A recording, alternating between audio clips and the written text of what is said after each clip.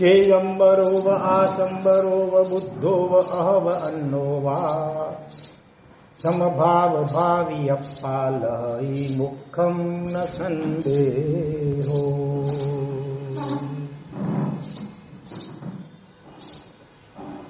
પરમ દિવસે પાર્શ્વનાથ ભગવાનના મોક્ષ કલ્યાણકના પ્રવચનમાં પાર્શ્વનાથ ભગવાનનો ઉડીને આંખે વળગે એવો મુખ્ય ગુણ અનંત ગુણોમાંનો કયો ગુણ? સમતા. અને એક જ ગુણ જો 100% આત્મસાત થઈ જાય તો હરિભદ્ર સુરી મહારાજ આપણને ગેરંટી આપે છે કે તમે શ્વેતાંબર હો કે દિગંબર હોય, જૈન હો, કદાચ બૌદ્ધ કુળમાં કે ઇતર કોઈ કુળમાં પણ જન્મ પામ્યા હો, કોઈ પણ ધર્મ સંપ્રદાયની ક્રિયાઓ વગેરે તમે અનુસરતા હો, પણ જો તમારા જીવનમાં આ સમતા નામનો ગુણ 100% જો આત્મસાત થઈ જાય તો તમે એ જ ભવને અંતે મુક્તિગામી બની શકો છો, એમાં કોઈ સંદેહ રાખશો નહીં.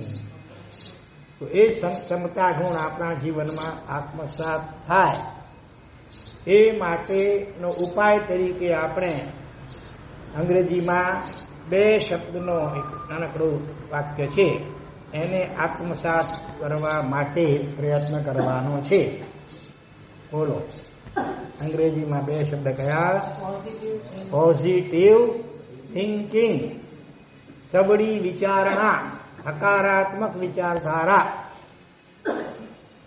કોઈ પણ પ્રસંગ બને જે સામાન્ય રીતે પ્રતિકૂળ દેખાતો હોય આપણને, અને એના કારણે આપણા અંતરમાં ક્રોધ આદિ કષાય ઉત્પન્ન થવાની શક્યતા હોય, એ વખતે અનાદિકાળની આપણી નેગેટિવ થિંકિંગ, નકારાત્મક વિચારણા કરવાની જે કુટેવ પડી ગઈ છે, સામી વ્યક્તિના દોષ જોવા અને પોતે જાણે ઉપરથી દૂધે ધોયેલો છે એની જેમ પોતે જાણે કે નિર્દોષ છે, એ રીતે જે નકારાત્મક વિચારધારા છે એના કારણે ક્રોધ ઉત્પન્ન થાય છે. જ્યારે કોઈનામાં દોષ જોવાય, આપણને જે કંઈ તકલીફ છે એનો નિમિત્ત તરીકે સામી વ્યક્તિને વિચારાય, ત્યારે આપણા મનમાં ક્રોધ જાગ્યા વગર રહેતો નથી. પણ એની જગ્યાએ જો ધીરે ધીરે આપણે દરેક પ્રસંગમાં સવળું જ વિચારવાની ટેવ પાડીએ, એટલે કે સામી વ્યક્તિના ગુણ અને ઉપકાર 2 ચીજો એને વિચારીએ, અને દોષ માત્ર કોના જોવાના? પોતાના, માત્ર અને માત્ર પોતાના, બંનેનાની પાછા. આપણી ભૂલ એની ભૂલ એમ નહીં વિચારવાનું, આપણી જ ભૂલ. કદાચ ક્યારેક આ ભવની ભૂલ આપણી દ્રષ્ટિએ ન દેખાતી હોય તો પણ છેવટે ગત કોક ભવની પણ ભૂલ અચૂક હોય જ, એના વગર કારણ વગર કાર્ય થાય નહીં. એટલે એ રીતે વિચારીએ.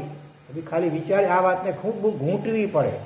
1-2 વાર સાંભળી લેવાથી કે વિચારી લેવાથી પણ કામ નહીં સરે, કારણ કે અનંત જન્મોના અવળા સંસ્કાર છે નેગેટિવ થિંકિંગ કરવાના, બીજાના દોષ જોવાના, પોતાની જાતને નિર્દોષ તરીકે વિચારવાની જે કુટેવ પડી ગઈ છે એ 1-2 વાર સાંભળવા કે વિચારવાથી દૂર થશે નહીં. વારંવાર સંકલ્પ કરવા પડશે કે મારે સવળું જ વિચારવું છે, કોઈના દોષ મારે વિચારવા જ નથી, દરેક પ્રસંગમાં મારો વાત મારે વિચારતા શીખવાનું છે.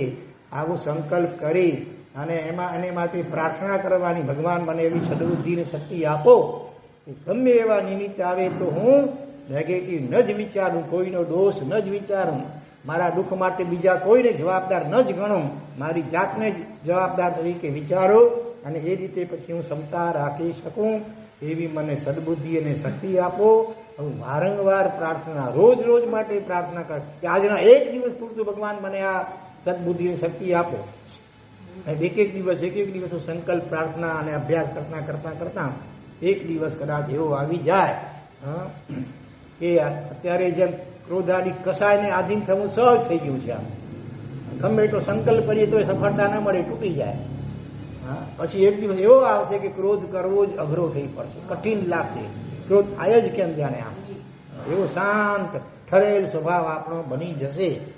અને છતાં આપણને જે મનમાં ખોટો ખ્યાલ છે, ભ્રમ છે કે ક્રોધ કરીએ તો બધા સીધા ચાલે, એટલે એ જે અનાદિકાળની ભ્રાંતિ છે એનું નિવારણ થઈ જશે. ખ્યાલ આવશે કે નહીં શાંતિ રાખવાથી જ, પ્રેમથી વાત કરવાથી જ બધા ઉપર આપણને વશ થઈ જાય છે. ગુસ્સો કરવાથી તો બધા આપણાથી દૂર થઈ જાય છે, આપણું કાર્ય ઉલટું બગડે છે. એ સમજ આવશે એટલે પછી ક્રોધ કરવો જ લગભગ કદાચ અશક્ય જેવું થઈ પડે તો નવાઈ નહીં. તો એ પોઝિટિવ થિંકિંગ કઈ રીતે કરવું એને માટે આપણે એક દ્રષ્ટાંત વિચારી રહ્યા હતા, અને એ દ્રષ્ટાંત અધૂરો હતો. પ્રેમજીભાઈ, કયો દ્રષ્ટાંત હતો યાદ છે? ગઈ પરમ દિવસનો, ગઈકાલે તો સ્કૂલમાં પ્રવચન હતું. બોલો, કોને યાદ છે? હા, એ શેઠ ક્યાંના હતા? તરતરગચ્છના. હા, તખતગઢના. તખતગઢના એ શેઠ ગાડામાં બેસી જિંદગીમાં પહેલી વાર પાછલી વયમાં ત્યાં પાલીતાણાની યાત્રા કરવા ગયા. ખૂબ ઉલ્લાસપૂર્વક પરમાત્માની પૂજા સેવા ભક્તિ વગેરે કરીને પાછા આવતા હતા.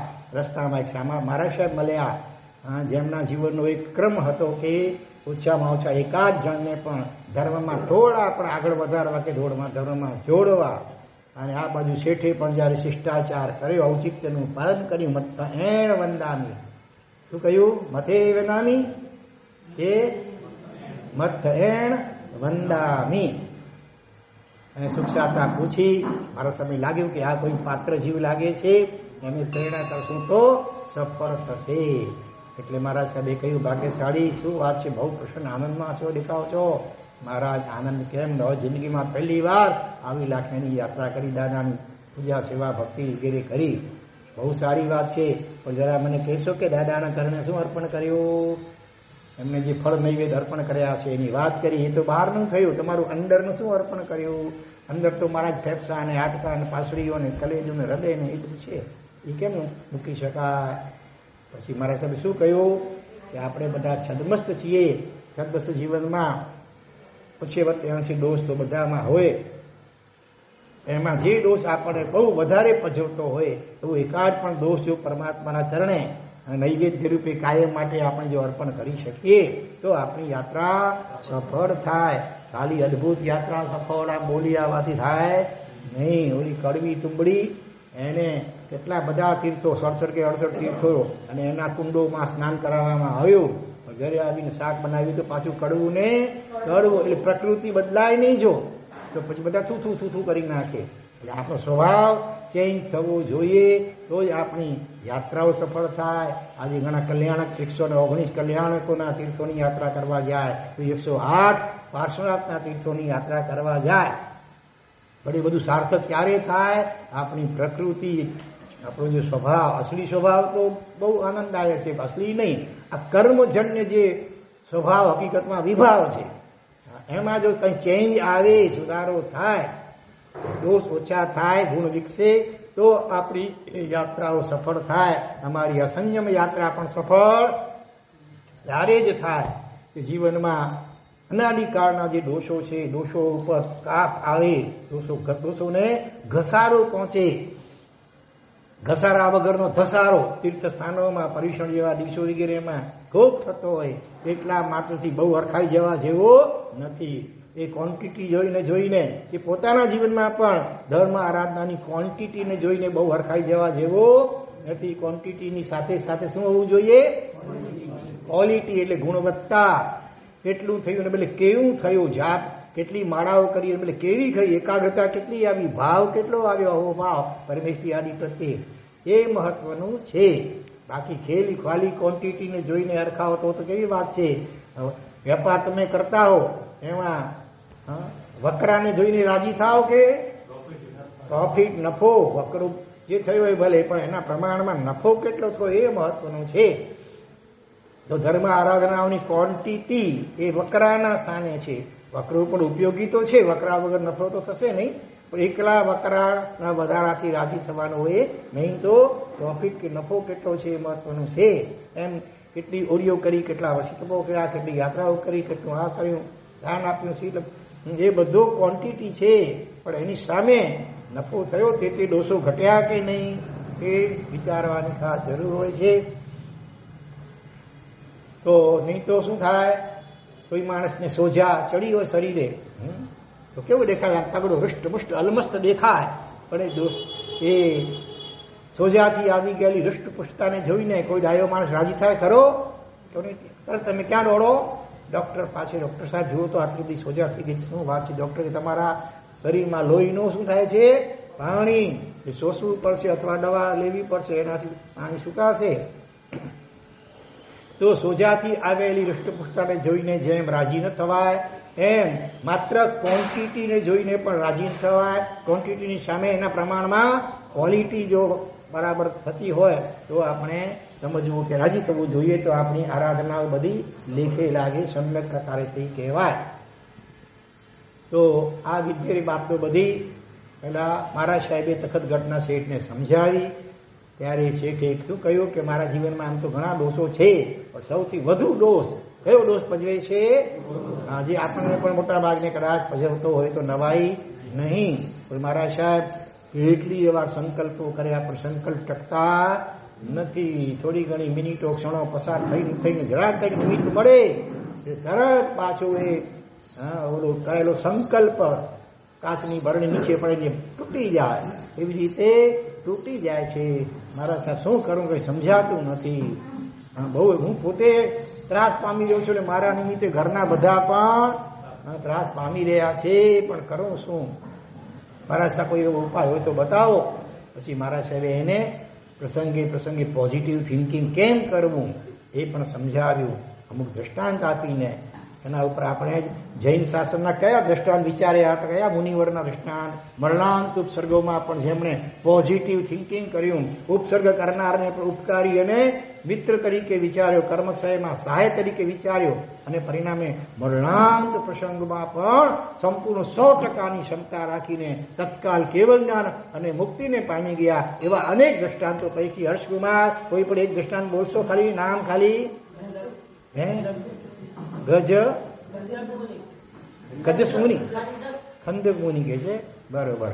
હવે આ ગજ મુનિની જે વાત આવી એટલે જરા વળી બહેનોને યાદ કરાવી દઉં. તમે જ્યાં બોલતા હોવ છો ને સજ્જાય એને સંભળાવ્યું છે. શું છે? ચિરંજીવો કુમરતા મેં ગજ. તમે સુકુમાલ નથી બોલતા, કોઈ બોલતા હશો મોટે ભાગે. અહીંયા અમને સકુમાલ સંભળાવે છે. હા, એ બરોબર, અમુક જણાને આવડે છે, પણ અહીંયા મોટેથી બોલનારાઓ અમને ગજ સકુમાલ વધારે સંભળાય છે. કદાચ અમારી ભ્રાંતિ થતી હશે. ધન્યવાદ. હા, ચર્ચા થતી હતી તો સારી વાત છે, પણ ઓલી ટેવ પડી ગયો ને ઘણા લાંબા સમય ઝડપ જાય નહીં. હા, ઓલી પૂંછડીને ગમે એટલે ખેંચીને ભૂંગળીમાં નાખી દો ને, પકડી રાખવાનું ગમે એટલી વાર. દાદીઓ 6 મહિના કહે છે તોય પણ પાછી બહાર નીકળે એટલે વળી વાંકી થઈ જાય. એટલે સંસ્કાર ગાઢ પડી ગયા હોય એટલે 1-2 વાર સાંભળવાથી પણ નીકળશે નહીં. પણ પછી જયારે તમને કોઈ તમારી ભૂલ કાઢી ત્યારે ગુસ્સો ન થાય ને, હવે મને ખબર છે, હવે એમ નહીં કહેવાનું એ માઉન્ટ જેમનું માઉન્ટ તૂટ્યું. જો હજી પેલો ઓલા બેન જો, ઓ બેન વાહ ધન્યવાદ. માઉન્ટ ભૂલાઈ જાય છે. માઉન્ટનું પછખાણ શરૂઆતમાં અપાય છે. જેનું 4-5 જણાને ઘૂસપૂસ કરતા હતા, જેનું માઉન્ટ તૂટ્યું પ્રામાણિકપણે આંગળી ઊંચી કરો, બધા દર્શન કરી લો. હા, જો માથું ઊંચું થઈ ગયું. 1 2 બસ 2 જ ને, બીજા હતા કોઈ? ભલે જેમનું માઉન્ટ તૂટ્યું છે વ્યાખ્યાન પૂરું થાય એટલે 5 કમાસ હમણાં એક ભૂલ લીધી અહીંયા સ્થાપનાચાર્ય સામે અથવા દેરાસરમાં ભગવાન સામે આપી દેજો, માફી માંગજો. ભગવાન ભૂલ થઈ ગઈ, મિચ્છામી દુક્કડમ, હવે બીજી વાર ભૂલ ન થાય. તો ગજ સકુમાલ નહીં પણ ગજ બોલો. ગજ બધા બોલો, ખાસ કરીને જે સકુમાલની ટેવ પડી ગઈ છે એ બધા બોલો, ખાસ બોલો, બીજા નહીં બોલો ચાલશે કદાચ. ગજ. હા, સારું. ફરી 2-3 દિવસ રહીને સજાય બોલજો એટલે જોઈએ અમને સાંભળ્યા શું છે પેલા. ગજ સુકુમાલ. સુ એટલે સુંદર અથવા અત્યંત કોમળ. સુકુમાલ એટલે શું? શું એટલે સુંદર અથવા સારું અથવા અત્યંત એવો અર્થ પણ થાય. તો શું વાતની વાત ચાલે? ગજ સુકુમાલ અને ખંડક મુનિ, બરોબર ને? ચામડી ઉતારવા આવ્યા તો એ કહ્યું કે તમને તકલીફ ન પડી જોઈએ. અને ફરિયાદ ના કરી, રાજાને પૂછી તો આવો કે મેં શું ગુનો કર્યો છે કે આવો હુકમ કર્યો છે, અથવા એવી લબ્ધિ હતી એમની પાસે, મહાતપસ્વી હતા. લબ્ધિ હોય ધારે તો આમ જરા જીવે તો તેજો દેશિયા નીકળે અને બધા ભસ્મીભૂત કરી નાખે. આવી લબ્ધિ હોવા છતાં પણ મહામુનિવરો ક્ષમતાપૂર્વક સહન જ કરતા હોય. ક્યારેય પણ લબ્ધિનો ઉપયોગ ગેરઉપયોગ નથી કરતા હોતા કોઈને હેરાન પરેશાન કરવા કે બદલો લેવા માટે પણ. તો આ આપણે જૈન મેતારાજ મુનિવર, ખંડસુરીના 5 શિષ્યો વગેરે વગેરે. હવે ઇત્તરમાં આપણે કોઈ દાખલો યાદ આવે છે? મહારાષ્ટ્રના એક સંત થઈ ગયા. તમે નહીં બોલતા મારા સાહેબ હમણાં, આ લોકોને બોલો શ્રાવક શ્રાવિકાઓમાંથી. મહારાષ્ટ્રના એક સંત, જો પ્રેમજીભાઈની આંગળી ઊંચી થઈ ગઈ છે, બીજા કોઈની આંગળી નાનજીભાઈ અને દિનેશભાઈ પંડિતજી વાહ અને રસિકભાઈ, ભાઈઓમાંથી 4 જણાની આંગળી ઊંચી થઈ. આ બાજુથી કેટલી આંગળી ઊંચી છે કે નહીં? હા, કોને પૂછીએ? બોલો. નાનજીભાઈ, હા, રસિકભાઈ, સંત તુકારામ, સંત એકનાથ, વેરી ગુડ. 2 નવો ત્રીજું નામ કોઈના? તુકારામ છે. ભાઈ ધન્યવાદ. તુકારામ. 3 જણા તુકારામને પડખે છે, 1 જણ એકનાથને પડખે. બંને દ્રષ્ટાંત બહુ જોરદાર છે ખરેખર. ચાલો વચમાં લઈ લઈએ આજે પણ. તો થોડી ધીરે રાખજો ઓલા દ્રષ્ટાંત માટે. વિમાન લાયા છે ને, ભૂલી ગયા છો, કાલે લઈ આવજો. ચાલો, તો સંત એકનાથને લઈએ પહેલા. સંત એકનાથ કાંઈ ગોદાવરી નદી, ગંગા તો ગોદાવરી જે નદી હોય, એને તટ ઉપર જે ગામ હતું એમાં એ રહેનારા હતા. રોજ સવારે સ્નાન કરવા જાય નદીમાં. ગ્રસ્ત સંત હતા અને લોકો એમાં ગુણો એટલા બધા હતા, એની ક્ષમતા વગેરે ગુણો, જેને કારણે લોકો એના પર બહુ જ આદર બહુમાન ધરાવતા હતા, પૂજ્યભાવ ધરાવતા હતા. લોકો એને વગેરે વગેરે ગ્રસ્ત હોવા છતાં પણ એનામાં ગુણો હતા. ગુણોને કારણે લોકો એને પગે લાગતા હતા. એ જોઈને એક પ્રાય મુસલમાન હતો, એને મનમાં બહુ ગુસ્સો આવ્યો. લોકોએ કેવા સાવ અજ્ઞાની છે અને આ કેવો છે, પોતાની જાતને સંત કેવડાવે છે, મારે આની પરીક્ષા કરવી છે, જો હું કેટલા પાણી. જ્યારે પહેલા સંત સ્નાન કરી અને પાછા ઘર તરફ વળી રહ્યા છે, જેવા ઓલાના ઘરની બાજુમાંથી પસાર થયા, રસ્તો પણ ત્યાંથી પસાર થતો હતો કુદરતી, અને પહેલા એ શું કર્યું? હા, જાણી બૂજીને ફૂ કરીને આમ ફૂંકવા, મોઢું બગાડીને એકદમ તિરસ્કારપૂર્વક ફૂંક્યો. આપણે હોઈએ તો શું કરીએ? ગુસ્સો ન કરીએ. બોલો એ વખતે, કારણ કે સામે કોણ છે જોઈ લઈએ ને. સામે કોણ છે? સામે જે નબળો હોય તો બરાબર બાય ચડાવીને ઘુરકિયા કરીને બધું કરીએ, મેથી પાકે ચખાડી દઈએ. પણ આ તો જોઈએ મિયા છે સામે ને, જો ગુસ્સો કરવા ગયો તો બરાબર મને મેથી પાક મળશે. એટલે એને કારણે નહીં, સંતત્વ હતું એનામાં, સહજ ક્ષમતાનો ગુણ અને પોઝિટિવ થિંકિંગ હતું. એટલે જરાય ચહેરાની રેખામાં ફરક પડવા દીધા સિવાય સહજતાથી એવા ઉત્તર, એટલે કે પીછે મુડ, પાછા વળ્યા. આમ જરા કરડી આંખે પણ જોયું નહીં, અને પાછા ફર્યા અને વળી નદીમાં સ્નાન કરી વળી પાછા એ જ રસ્તે ત્યાંથી પસાર થાય છે. બીજી વાર પણ એનું પુનરાવર્તન થયું. ગુસ્સાપૂર્વક તિરસ્કારપૂર્વક થૂંકે છે શરીર ઉપર. તો માંસાહારી હતો, આ તો સંત શાકાહારી, અને છતાંય પણ ગુસ્સો કર્યો નહીં. વળી 3જી વાર સ્નાન કરીને પાછા આવે છે. 3જી વાર એ જ રીતે પુનરાવર્તન થાય છે. જો હવે આપણે ક્યારેક કોઈ પણ બાબતમાં 1 વાર કે 2 વાર લેટ ગો કર્યું હોય, જતું કર્યું હોય, તો પછી ઉપરાઉપરી 3જી વાર ભૂલ થાય ત્યારે તો પછી તો ચક્રવર્તી વ્યાજ સાથે એને વસૂલ કરીએ કે ન કરીએ? આગળની કેટલી જ ભૂલ હોય ની બધી યાદ કરાવી દઈએ, 7 પેઢીની કદાચ. હા, તો 3જી વાર પણ એમને બોલો આપણે આમ અતિશયોક્તિ જેવું લાગે. હા, આ જન્મથી જઈ નહીં, પણ એને કદાચ ભાવથી જઈને કહી શકીએ આપણે. અપુનર્બંધક કસાવાળા જીવ કહી શકીએ, જેને કસાયો આટલા બધા મંડ પડી ગયા હોય તો એ તીવ્ર કોટીનું, ઉત્કૃષ્ટ કોટીનું મોહનીય કર્મ હોય ન જ બાંધી શકે. એટલે એવા ભવ્ય જીવો, નિકટ મોક્ષગામી પણ કહી શકાય એવા એ જીવો. 3જી વાર આવું થયું, 4થી વાર, 5મી વાર, કેટલી વાર? પ્રેમજીભાઈ ને પૂછીએ તો તુકારામના પગમાં. એકનાથમાં કોણ હતા? એકનાથ. હા બોલો નામજીભાઈ, કેટલી વાર રિપીટ થયું? ઉભારો. હવે કોઈને યાદ આવે છે? હવે યાદ આવ્યું આ બાજુ? કેટલાને યાદ આવ્યું આ બાજુ? 1. બોલો કેટલી વાર? બરાબર છે ભાઈ? બરાબર છે? તમને બી યાદ આવી ગયું હોય? 21 વાર પુનરાવર્તન થયો. આપણને લાગશે અસંભવ લાગે ને, અશક્ય લાગે. આ તો એક વાર બે વાર જતું કહીએ તો બહુ થઈ ગયું કહેવાય આપણને. હજુ અપ્પા કરીને ના જો, અપ્પા કરી કે અનાયાસે આમ ખ્યાલ ન, ઈરાદો નહોતો એને નાખવાનો. સબ આવી પાન ખાઈને કે ગુટકા ખાઈ પિચકારી નાખે, ઓછી વચમાં કોઈ આવી જાય તો એ ઓછી તો અનાયાસે થઈ ગયું કહેવાય.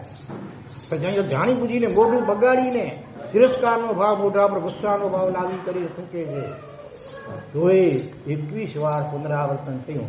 ચાલો આ 21 નો આંકડો આપણા જૈન દર્શનમાં હજી બીજા બે પ્રસંગો માટે આવે છે. 21 નો આંકડો 21 વાર અપડાઉન જાય એકનાથ કરે છે ને, એવી રીતે 21 વાર અપડાઉન કોને કર્યું તો યાદ આવે છે કઈ? હા નહીં બોલો.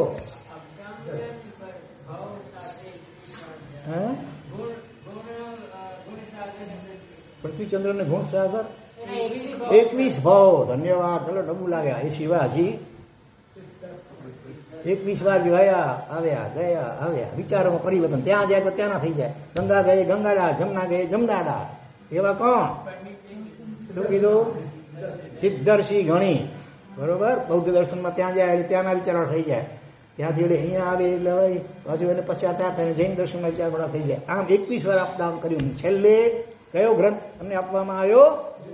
લલિત વિસ્તરા. નમોત્તમ સૂત્ર ઉપરનું વિસ્તૃત વિવેચન હરિપદ્મસુરી મહારાજે કરેલું. ભગવાનના એક એક વિશેષણો એવું અદભુત તર્કબદ્ધ વર્ણન વિશ્લેષણ કર્યું છે. એ વાંચીને કાયમ માટે પછી સ્થિર થઈ ગયા જૈન દર્શનમાં. અને આગળ જતા ઉપમિતિ ભવ પ્રપંચા મહાકથા નામના અજોડ કોટીના ગ્રંથ રત્નના તેઓ રચયિતા બની શક્યા. 21. ચાલો હજી બીજું કઈ આવે છે? 21 બલિદાન દેવાયા. એના માટે 21 યુગલોના આ ચાંદલાની રક્ષા થોડા દિવસ પહેલા દ્રષ્ટાંત પણ કહ્યું હતું. બરોબર ને? 21 નવ પરિણીત યુગલોએ ધગધગતા તેલના કડાયામાં હોમીને પોતાની જાતનું બલિદાન આપ્યું. અને આ ચાંદલો અમર રહ્યો. તમે રાજા કોણ હતો? આપતાઈ અજયપાળ રાજા હતો. આ જૈન ધર્મનો કટ્ટર દ્વેષી. પણ આવા 21 યુગલોએ બલિદાન આપીને આ ચાંદલાને અમર રખાયો છે. અને એવો ચાંદલો કરતા પણ જો તમને કોઈને પણ સંકોચ થતો હોય અથવા આળસ પ્રમાદની ઉપેક્ષ થતો હોય તો શું સમજવું? બોલો.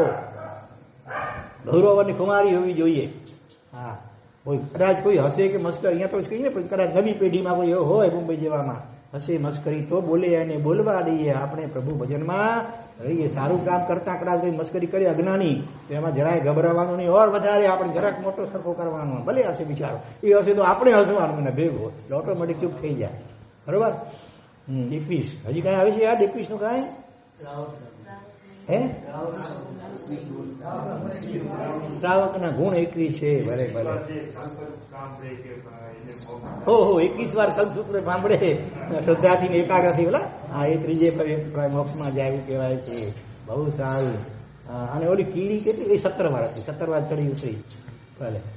તો અહીંયા 21 વાર આ રીતે મુસલમાન ફૂંકે છે તિરસ્કાર પૂર્વક. તો જરા માત્ર ગુસ્સો કર્યા વિના, કંટાળ્યા વિના, કોણ જાણે બે ત્યારે બંધ છોડશે કાંઈ નહીં. અથવા ચાલો ફરીને જઈએ, બીજે રસ્તે જઈએ, આપણે અહીંથી ન જઈએ.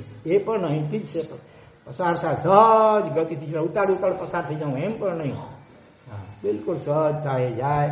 થૂકે એટલે વળી સહજ થાય. પાછા વળી 21મી વાર પણ આ જ રીતે થયું. ક્ષમતા રાખી પહેલો મુસલમાન સીધો દોડતો આવ્યો. એમના ચરણોમાં સાષ્ટાંગ દંડવત ઢળી પડે છે. આંખોમાંથી ચોધાર આંસુઓ સાથે માફી માંગે છે. માફ કરજો સંત, મને માફ કરજો. અરે પ્રેમથી ભેટી પડે છે. બોલો. સંત એકનાથ ઓલો માફી માંગે છે તો એને પ્રેમથી બેટીને ઉભો કરે છે. અરે ભાઈ શા માફી મને શા માટે રડે છે? અરે મેં આટલી બધી વાર તમારા ઉપર જાણી બુજીને તિરસ્કારપૂર્વક ચૂક્યું તોય તમે તો ભાઈ તે તો બહુ સારું હોય. Positive thinking. ઓલાનો દોષ નથી, ઓલાનો ગુણ વિચારવાનો, ઉપકાર વિચારવાનો દરેક પ્રસંગમાં. અને પોતાનો વાંક, હવે આટલી વાર ક્ષમતા રાખી હોય છતાં પોતાનો વાંક વિચારાય. પોતાનો તો ગુણ વિચારાય ને. ભલે દેવ ગુરુ કૃપાથી પણ મેં આટલી વાર મેં ક્ષમતા રાખી શક્યો. પણ એકંદર તો પોતાનો ગુણ આપણને યાદ આવે. અને ભલાનો તો દોષ જ દેખા રીતસરનો 21 વાર તિરસ્કારપૂર્વક થૂક્યો છે. છતાંય એનો દોષ જરાય નહીં. ઉપરથી વળી ઉપકાર. કેવી દ્રષ્ટિ, દિવ્ય દ્રષ્ટિ કહેવાય ને. થર્ડ આઈ ઓપન થઈ જાય. આ પ્રાણાયામ ધ્યાન દ્વારા એની જે તો આવી દિવ્ય વિચારણા પ્રગટે. ગમે એવો સામે જી દરેકમાં ભગવાન દેખાય, કોઈનો દોષ તો દેખાય જ નહીં. દોષ જોવા માટે જાણે આંધળા બાપુના ત્યાં વાંદરા યાદ આવે, ત્યાં તો કહ્યું કે બુરા મત દેખો, બુરા મત સુનો, બુરા મત કહો. કોઈના દોષ દેખાય નહીં, બોલાય નહીં, સંભળાય પણ નહીં, નિંદા કરાય નહીં, નિંદા સંભળાય પણ નહીં, એમાં ટ્રાપસી પણ પુરાય નહીં. સંતો એ કેટલા ભવોથી આ જયારે જીવે આદત પાડી હોય ને ત્યારે પછી ધીરે ધીરે એ આદત સહજ સ્વભાવ રૂપ બની જાય. બાકી તો અનાદિકાળથી દરેકનું નેગેટિવ થિંકિંગની આદત પડેલી હોય. આ સંતના એકનાથ આ કઈ એક ભવનું પરિણામ નહોતું, પૂર્વના કેટલાય ભવોથી આ રીતે એમણે અભ્યાસ કર્યો હશે પોઝિટિવ થિંકિંગનો. ત્યારે આવા આકરા પ્રસંગમાં આકરી કસોટીમાં પણ 100 માંથી 105 માર્ક લાગ્યો એમ કઈ કદાચ કહીએ તો નહીં. બરોબર? હા, એટલે પોઝિટિવ થિંકિંગ. બોલો કઈ રીતે કર્યું? કોણ બોલશે? નાનજીભાઈ બોલો, નસીભાઈ બોલો. ચાલો. હા, એટલે હું તો એવો આળસુ છું, એકનાથ કહી રહ્યા છે પેલા ભાઈને કે હું તો એવો આળસુ છું કે આવી પવિત્ર નદી બાજુમાં હોવા છતાં લોકો દૂર દૂરથી આ નદીમાં સ્નાન કરવા માટે અહીંયા આવતા હોય, પગે ચાલીને કેટલાક પણ આવતા હોય, અને આ ઘર બેઠી ગંગા કેમ ને એ બિલકુલ. અને છતાંય પણ એવો હું આળસુનો પીર કે માત્ર એક જ વાર સ્નાન કરીને સંતોષ માની લઉં છું. પણ દોસ્ત તે આજે બહુ સારું કર્યું. હા દોસ્ત, તે ભાઈ બહુ સારું કર્યું. મારા એ પ્રમાદ અને આળસને તે ઉડાડ્યો અને આજે 21 વાર આ પવિત્ર થવાનો, નદીમાં સ્નાન કરવાનો મને તે આ રીતે મોકો અને તક આપી. એ બદલ તારો ખૂબ ખૂબ આભાર, ધન્યવાદ. પીઠ થાબડી પ્રેમથી બેટી પડ્યા. ઓલો તો પાણી પાણી થઈ ગયો. જિંદગીભર માટે એમનો અદનો જે ગુલામ હતા, સેવક બની ગયો, જાણે એવું અનન્ય કોટીનો ભક્ત બની ગયો. ભલે મુસલમાન હતો છતાંય, અને એક વખત જેને એકદમ દ્વેષ ને ક્રોધ હતો. હવે જો ક્રોધની સામે ક્રોધ કર્યો હોત તો પરિણામ શું આવત? તો મેથી પાક ખાવા મળત, એકદમ વિપરીત પરિણામ આવત. એને બદલે પહેલાની જે નેગેટિવ વિચારધારા હતી સંત પ્રત્યેની, દુઃખ કાયમ માટે દૂર થઈ ગયું. ઓપરેશન થઈ ગયું, પ્રેમથી ઓપરેશન થઈ ગયું. ક્રોધથી ક્રોધ સમય, વેરથી વેર સમયની જગમાં, પ્રેમથી પ્રેમ વધે જીવનમાં. ચાલો એકનાથનું દૃષ્ટાંત. પછી બીજું દૃષ્ટાંત તમે કયું ગયું હતું? સંત તુકારામનું દૃષ્ટાંત. આ તો શું બાળકોને પણ કહેવા જેવું, ફરીથી જોશું ત્યાં. સંત તુકારામ આ બંને કેવા જેવા છે? અજીનોના દૃષ્ટાંત છે ને.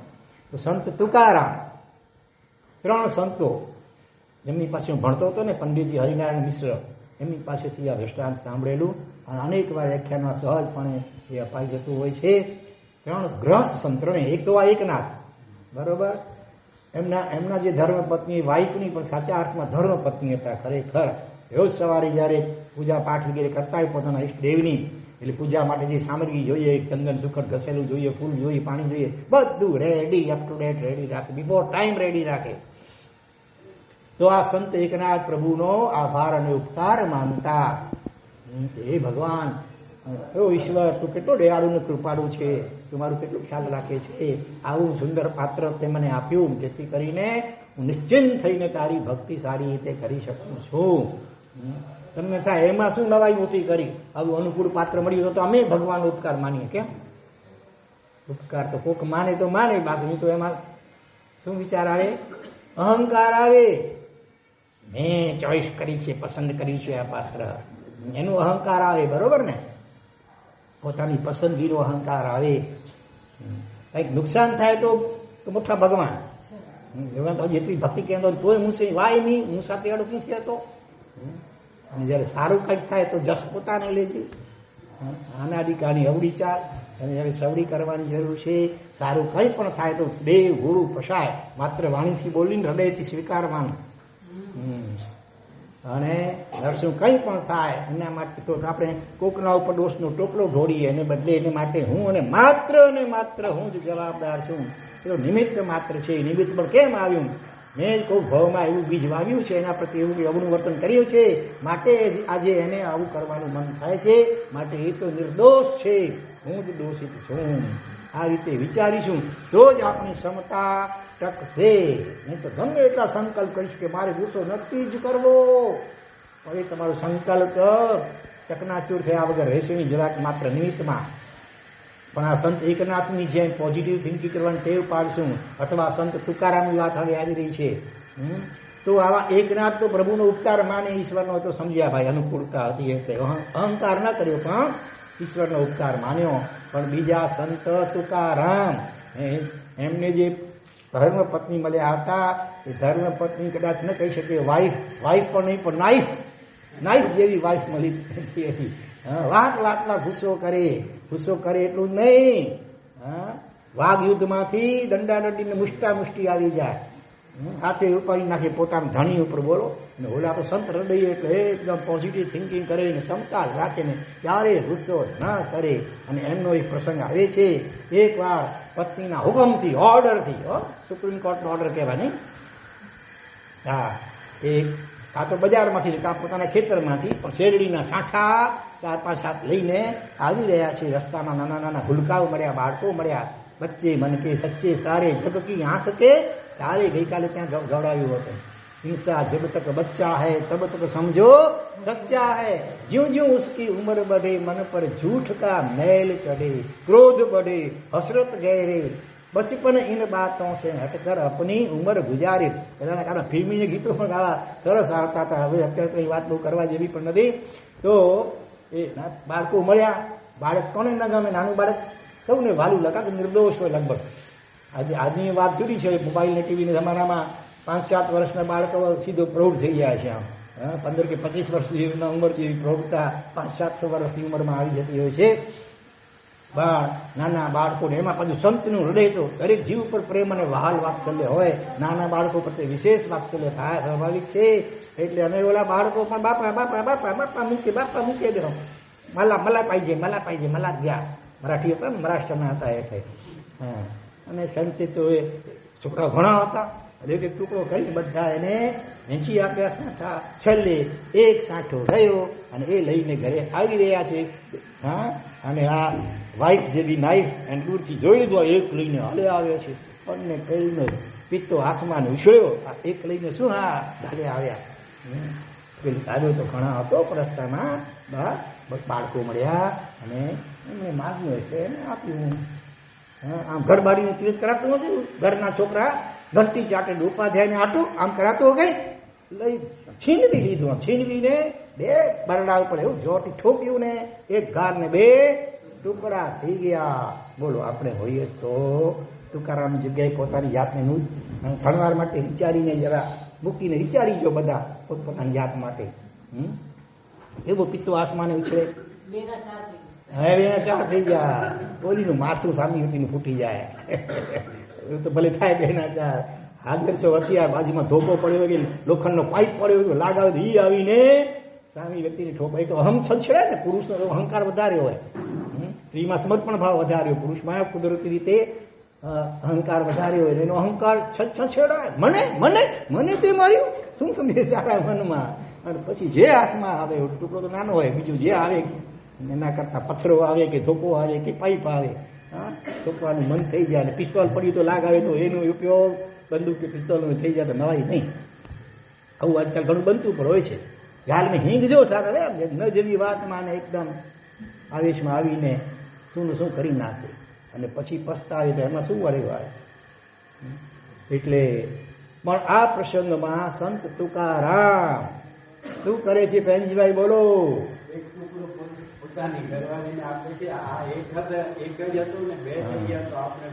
પણ પહેલા તો ખડખડાટ હસે છે. એ તો કહો, ગુસ્સો નહીં, રડતા નથી, ખડખડાટ હસ્યા. તમે જેમ અત્યારે હસી રહ્યા છો, મારા જો કેટલા હસે છે જોરથી. ખડખડાટ હસી પડ્યા ને હસતા હસતા પેલો નીચે પડેલો ટુકડો ઉપાડીને કે છે, ઓહો તારી મારા ઉપર કેટલી બધી શું છે લાગણી, પ્રેમ.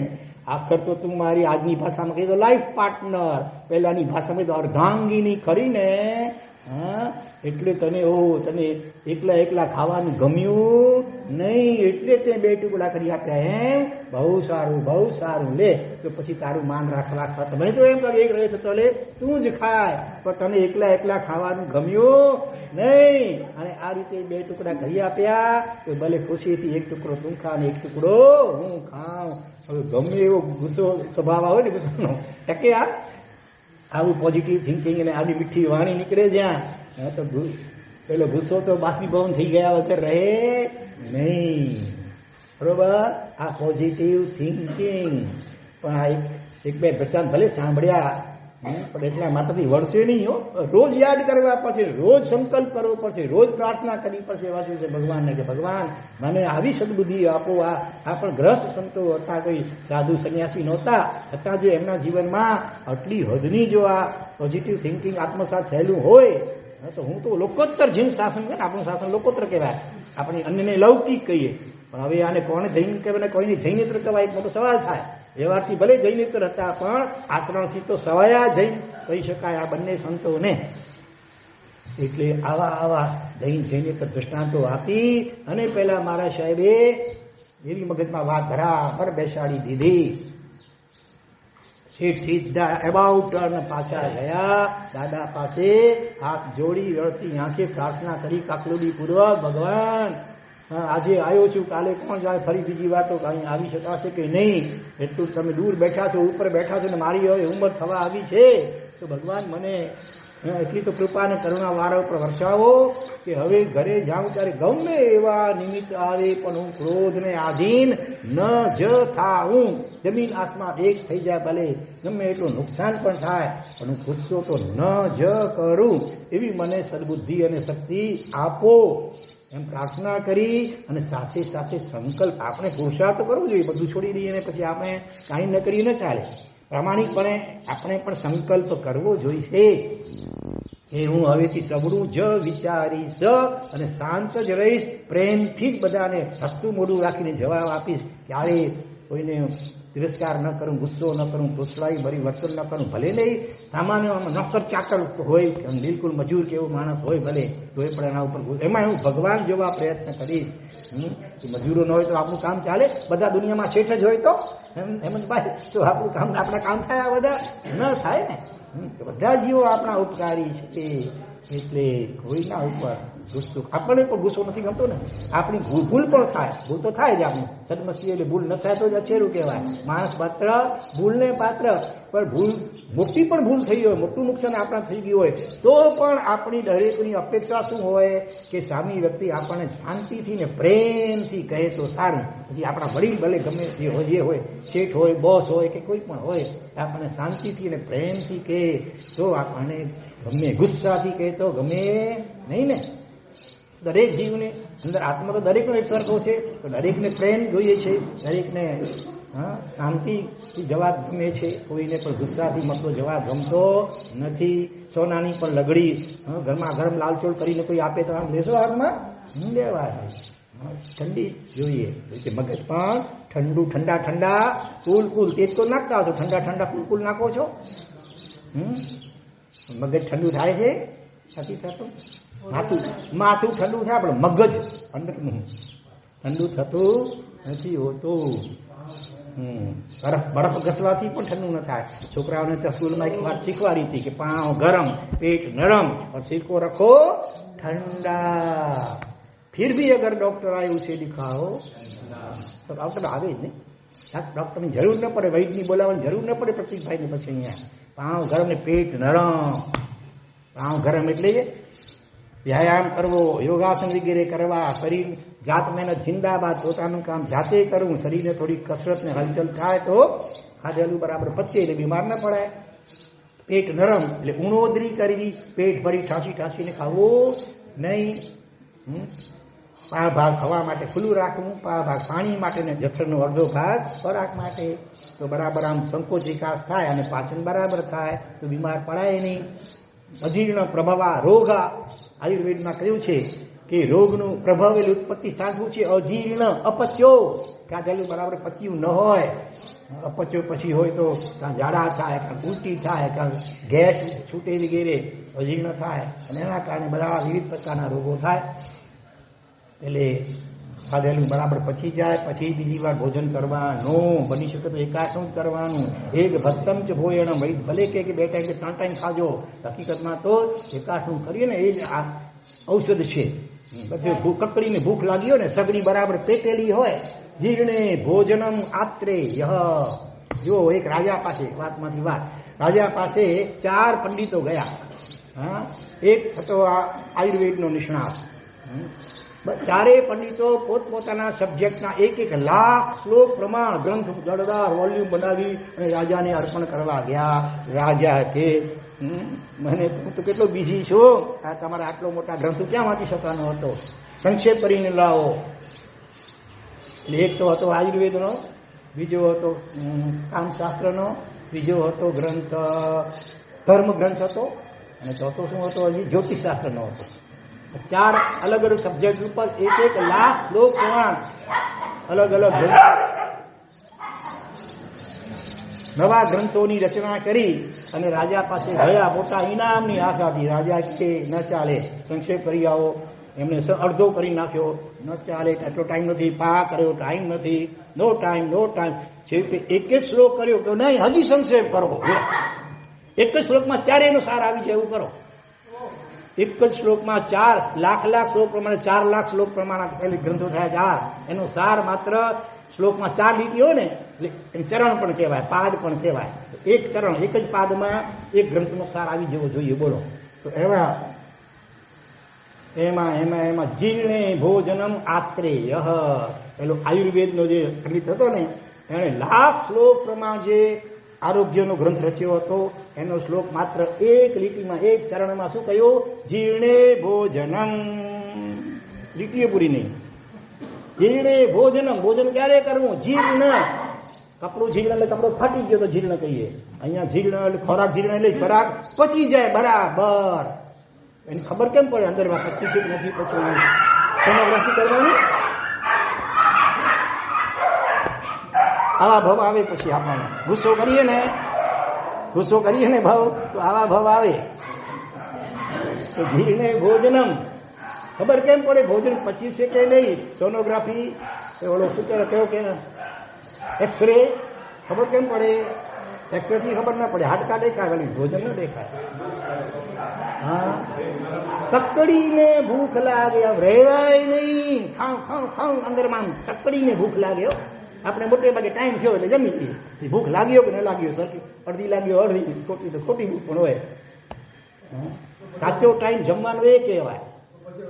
હા, કોઈ ન પાછે ખાઈ અને જમ્યા પછી પાછો તરત બેસવું નહીં કે સૂવું નહીં. મોટે ભાગે ટેવ તરત સૂઈ જાય તો પચેની અંદર અજીર્ણ રહે. હા, એટલે 10 મિનિટ હલન ચલન મિનિમમ, ઓછામાં તો 100 ડગલા ચાલવું જોઈએ. સંસ્કૃતમાં કહ્યું છે કે ભૂક્વા પદ સતમ વ્રજે. ભૂક્વા એટલે ભોજન કર્યા પછી પદ સતમ 100 પગલા, વ્રજે એટલે ચાલવું. 100 ડગલા અંદાજિત, ઘણીને નહીં, જરૂર નથી 108 હલનચલન અંદાજિત 5-10 મિનિટ સરખું હલનચલન કરવું, જેથી કરીને ખાધેલું થોડુંક અંદર બરાબર પછી નીચે ઉતરે. તો અહીંયા બધું આમ જામ થઈ જાય ઘણી વાર. અને વચ્ચે વચ્ચે થોડું પાણી પણ પીવું, થોડું પીવું જોઈએ. છેલ્લે પાણી ન પીવું. ભોજનના અંતે વિષમવારી, ભોજનને અંતે પાણી પીવામાં આવે, બહુ પાણી, થોડું મોઢું સાફ કરવા બધું ઠીક છે, બાકી વધારે પીએ તો પણ ભોજન પચે નહીં. ભોજનને અંતે પાણી ઝેર બરોબર છે. જમ્યા પછી 1 કલાક ઓછામાં ઓછું પાણી નહીં પીવું, પછી જ પીવાનું. અને ભોજનથી પહેલા પણ અડધો કલાક પહેલા પણ પાણી નહીં પીવાનું. જઠરાગ્નિ ઉત્પન્ન થઈ હોય છે, અગ્નિ એ ઠરી જાય તો પણ બરાબર પચે નહીં. ભોજન મધ્યે અમૃતમ વારી, ભોજનની વચમાં થોડું 2-4 કોડિયા વાપર્યા, એક નાનકડો ઘૂંટલો પાણીનો પીધો તો શું થાય, બરાબર અંદર મિક્સિંગ થતું આવે, 1% જામ થઈ જાય. એટલે ભોજન વચ્ચે થોડું પાણી પીવાનું, એક ઘૂંટડો 2-4 કોડિયાને અંતે. પહેલા કે છેલ્લા 1 કલાક તો ચાલી રાખવાનું. આ બધા આરોગ્ય શાસ્ત્રના, આયુર્વેદના નિયમોનું પાલન કરીએ તો જિંદગીમાં દવા લેવાની જરૂર ન પડે. એનો પણ એક દાખલો છે, પણ વળી અવસરે વાત. બરોબર, આજે બપોરે પણ વ્યાખ્યાન છે જૈન બાળકો અને વડીલો માટે. ત્યારે થઈ ગઈ બરાબર પ્રેમજીભાઈ? બરાબર થઈ ગઈ ને? હા, ફરી જરા જાંચ કરી લેજો બરાબર. હા, પછી બાળકો સ્કૂલમાં જે ભણે છે એ પણ આવશે, એમના વાલીઓ માતા પિતા વગેરે જે પણ હોય વડીલો એમને પણ આવવા છે. જરા પ્રચાર સરખો કરજો. ઘણી ઠેકાણે મુંબઈમાં તો પ્રચાર શું કરે, ઓલું રિક્ષામાં જરા કરી નાખે, પણ અહીંયા ગામડામાં એટલું કંઈ જરૂર ન હોય, પણ બોર્ડ ઉપર લખાઈ જાય અને હલાવ જરા સરખી જાણ થઈ જાય તો વાંધો નહીં. કયું ગ્રુપ અહીંયા કયા ગ્રુપ છે? મેકરણ દાદા ગ્રુપ વગેરે, વાછરા દાદા, મેકરણ દાદા, વાસુ પૂજ્ય ગ્રુપ, વાસુ પદ્માવતી ગ્રુપ તો આપણામાં હશે. ભલે. તો શું વાત ચાલે આપણી? જીવને ભોજનમ આત્રેય, બરાબર જીર્ણ પચી જાય એટલે કકડીને મીઠી ભૂખ લાગે એ ભોજનનો ખરો સમય કહેવાય. એટલે એક ઉત્તમ ભગવાને કહે છે એક ભક્તન છે ભોજનમ, સાધુ માટે, યોગી માટે, સાધક આત્મા માટે, આત્માર્થી માટે, મોક્ષાર્થી માટે એક ટાઈમ જમવાનું. એક ટાઈમ જમે તે યોગી, 2 ટાઈમ ખાય તે ભોગી, 3 ટાઈમ જમે તે રોગી, અને એનાથી વધારે જમે તે દ્રોહી. પોતાના શરીરનો દ્રોહ કરી રહ્યો છે પોતે જ. હથે કુવાડો પગતે હણીને મથા વેજો હચકાર, એડી પાંજી સીટી વે ઘણી વાર બાવો બેઠો છપ્પીને જે આવે તે ખપે. હા, 50-50 કરતા આવો ચાય વગેરે. તો આ છે આપણી આરોગ્ય શાસ્ત્ર વચ્ચે વચ્ચે જરૂરી એટલા માટે છે. શરીરનું માધ્યમ ખરું ધર્મ સાધનમ. શરીર સ્વસ્થ હશે તો ધર્મ સારી રીતે કરી શકાશે. શરીર બીમાર હશે તો પછી નડેરાશ આવી શકાય ને ઉપાસ આવી શકાય અને ખાટલા ઉપર પડ્યા હોય ને દવાઓ જ ભોજન થઈ જાય. પછી ભોજન એવું પણ ઘણી વાર જોવા મળે.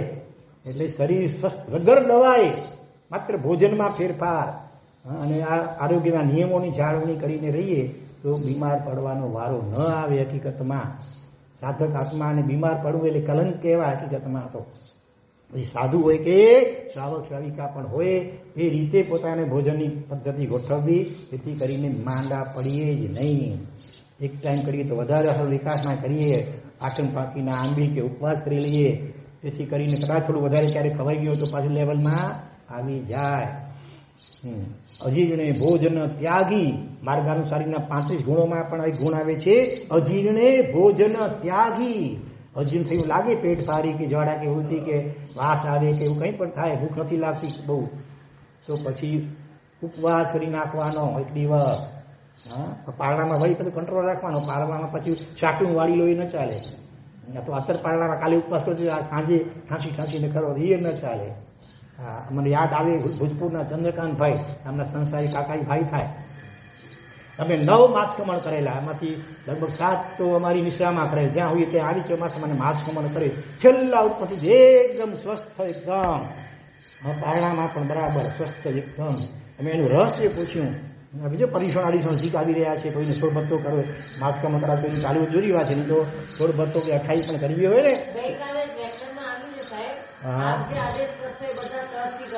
એટલા બધા આજ્ઞાંકિત થઈ ગયા છે. વાહ, ધન્યવાદ. તો સાહેબજીએ તો કહ્યું હતું સમેશી કરમાં કે અહીંયા 20 તીર્થંકરો માસકમણ કરી મોક્ષમાં ગયા છે, તો આપણામાંથી 20 જણા માસકમણ આવ્યા તો સારું. સાહેબ 30 ને 24 જણા તૈયાર થઈ ગયા. એવું કંઈક થાય તો સારું. તો અહીંયા હા, મોટી તપસ્યા કોઈ પણ કરવી હોય, અઠમ કરવી હોય, 28 કરવી હોય, 16 ભત્તો કે માસકમણ વગેરે કરવું હોય, એના માટેની ટેકનિક સમજો. આપણે મોટે ભાગે એવું વિચારીએ કે સાંજે બરાબર ખાઈ લઈએ, એમાં પણ વળી અડદના કંઈક બનેલા હોય, ઢોકળા ને પુડલા, પેલો ઢોસા ને અડદની આઈટમ શક્તિશાળી કહેવાય ને. ચંદ્રકાંતભાઈ શું કરે? સાદું ભોજન કરે, ખીચડી કઢી રોટલી. સાંજે પણ અસ્તપારણામાં બીજી કોઈ આઈટમ મિષ્ટાન કે ભારે ખોરાક કોઈ નહીં. અને એ દિવસે રાત્રે સાંજે વળી પાછા શું લઈ લે? ઉપરથી હરડે કે લઈ લે ગોળી, એટલે પેટ સાફ કરી નાખે. બીજી દિવસે આ પણ થાય, મહિનો દિવસ ચલાવવાનું છે, એટલે નાભી ઉપર થૂંક લગાડી દઈએ એટલે અટકી જાય, અંદર રહી જાય. એવું ન કરાય. એટલે કે પેટ સાફ તો દરદ માસ બધા છેલ્લા દિવસ સુધી બરાબર પાણી પી શકે. તો થોડા દિવસ આવે ને પછી પાણી ભાવે નહીં, ઉબકા આવે, ચક્કર આવે, માથું દુખે, આવું બધું કેમ થાય? પેટમાં ઓલો જૂનો મળ જામ થઈ ગયો છે માટે. એટલે આપણે પેટ સાફ કરી નાખવાનું. હા, અને વચમાં પણ કદાચ કોઈને આવું થતું હોય ને તો એ ઓલું હિમજની ગોળી અણહારી કહેવાય. હિમજ, હરડે, ત્રિફળા અણહારી કહેવાય. હા, એના પછી 48 મિનિટ સુધી પાણી પીવાનું નહીં, પછી પાણી પી શકો. તો એ અનાહારી છે એટલે રાત્રે પણ જરૂર પડે તો તમે પાણી વગર લઈ શકો. એટલે એ રીતે પેટને ખાલી રાખવું, સાફ રાખવું, તો પછી કોઈ આવી ટ્રબલ થાય નહીં, માથું ન દુખે, ચક્કર ના આવે, ઉબકા ના આવે, ઉલટી ન થાય, કાંઈ ન થાય. રંગે ચંગે માસમાં બધા જ માસમાં એના જોઈ રંગે ચંગે એકદમ થઈ ગયા. એનું રહસ્ય તમને અત્યારે આ કુદરતી જાણવા મળી ગયું છે, તો એને બરાબર યાદ રાખીને અમલ કરજો. તો અજીર્ણે ભોજન ત્યાગી, 4 વચમાં વાતમાં વાત આવી. જ કેલે કે પાત में पात में तात, સ પંડિત કે બાત में बात. અમદાવાદી પોળમાં એ પોળ હોય ને, વળી ફલાણી પોળ, એમાં બીજી પોળ હોય, એમાં ત્રીજી પોળ હોય, આવું થઈ જાય કાર્ય. તો અહીંયા પેલા 4 પંડિત જીર્ણે ભોજનમ આત્રેય. મૂળ તો આપણે અત્યારે આ જે પ્રસંગ છે એમાં આ જરૂરી છે, બાકી 3 તો એક્સ્ટ્રા સાઈઝમાં છે. કહું કે રહેવા ચાલશે? કુતૂહલ રહેશે વળી કે શું હશે. શોર્ટમાં કહેવા પ્રયત્ન કરીએ. જીર્ણે ભોજનમ આત્રેય. કપિલ પ્રાણીનામ દયા. ધર્મશાસ્ત્ર એનો સંક્ષેપમાં સારા એક લીટીમાં શું? કપિલ ઋષિ કહે છે પ્રાણીનામ દયા. દયા ધર્મ કા મૂલ હૈ, પાપ મૂલ અભિમાન. તુલસી દયા ને છાંડીએ, જબ લગ ઘટ में પ્રાણ. દયા બસ ધર્મનો સાર, દયા કહી દીધી એમ. જીવ માત્ર પ્રત્યે પ્રેમ, વાત્સલ્ય, લાગણી. જીવને કપિલ પ્રાણીનામ દયા. પાંચાલ સ્ત્રીશુ માર્દવમ. વશ કરવું હોય ને પોતાના ધર્મ પત્ની કે તો વશીકરણ બીજે કામ ટુમણ દોરા ધાગા નહીં કરવાના. પ્રેમ જીવ, કોઈ પણ જીવને વશ કરવું હોય તો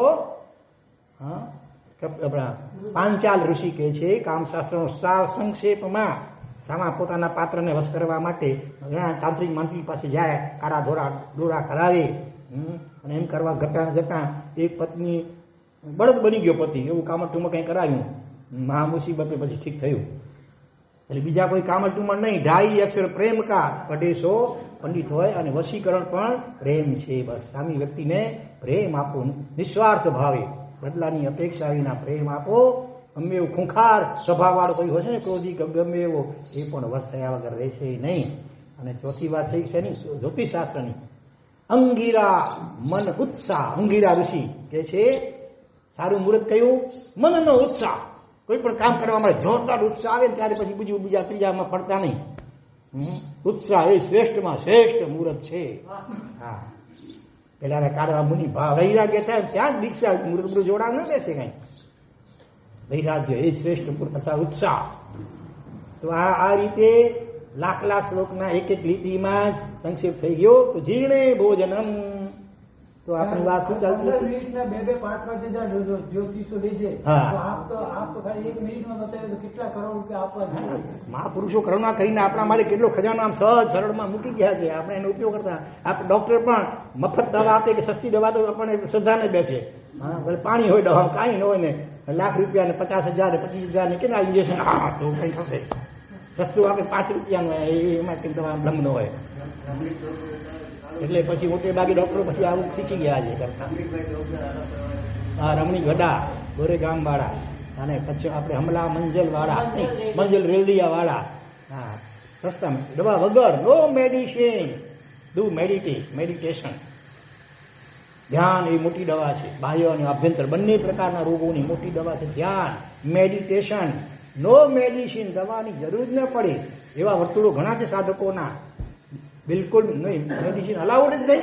ગમે એવી બીમારી, કેન્સર થાય જ નહીં મોટે ભાગે તો, પણ જે થાય ને તો પણ ખાવા પીવામાં ફેરફાર, અને બાકી મેડિટેશન કરો, ધ્યાન કરો, શ્વાસોશ્વાસ ઉપર લક્ષ્ય રાખી રોજ થોડીક વાર શાંત બેસો, 10, 15, 20, 25 મિનિટ, અડધો કલાક, ધીરે ધીરે સમય વધારો, પોણો કલાક. એનાથી મોટા ભાગના રોગો બધા માનસિક ટેન્શન, ફ્રસ્ટ્રેશન, ચિંતાઓ, વ્યાકુળતાઓ એના કારણે થતા હોય છે. ધ્યાન દ્વારા મન શાંત થતું જાય એટલે ઓટોમેટિક બીમારી પણ દૂર થતી જાય. કેન્સર વગેરે પણ મટ્યાના દાખલાઓ છે.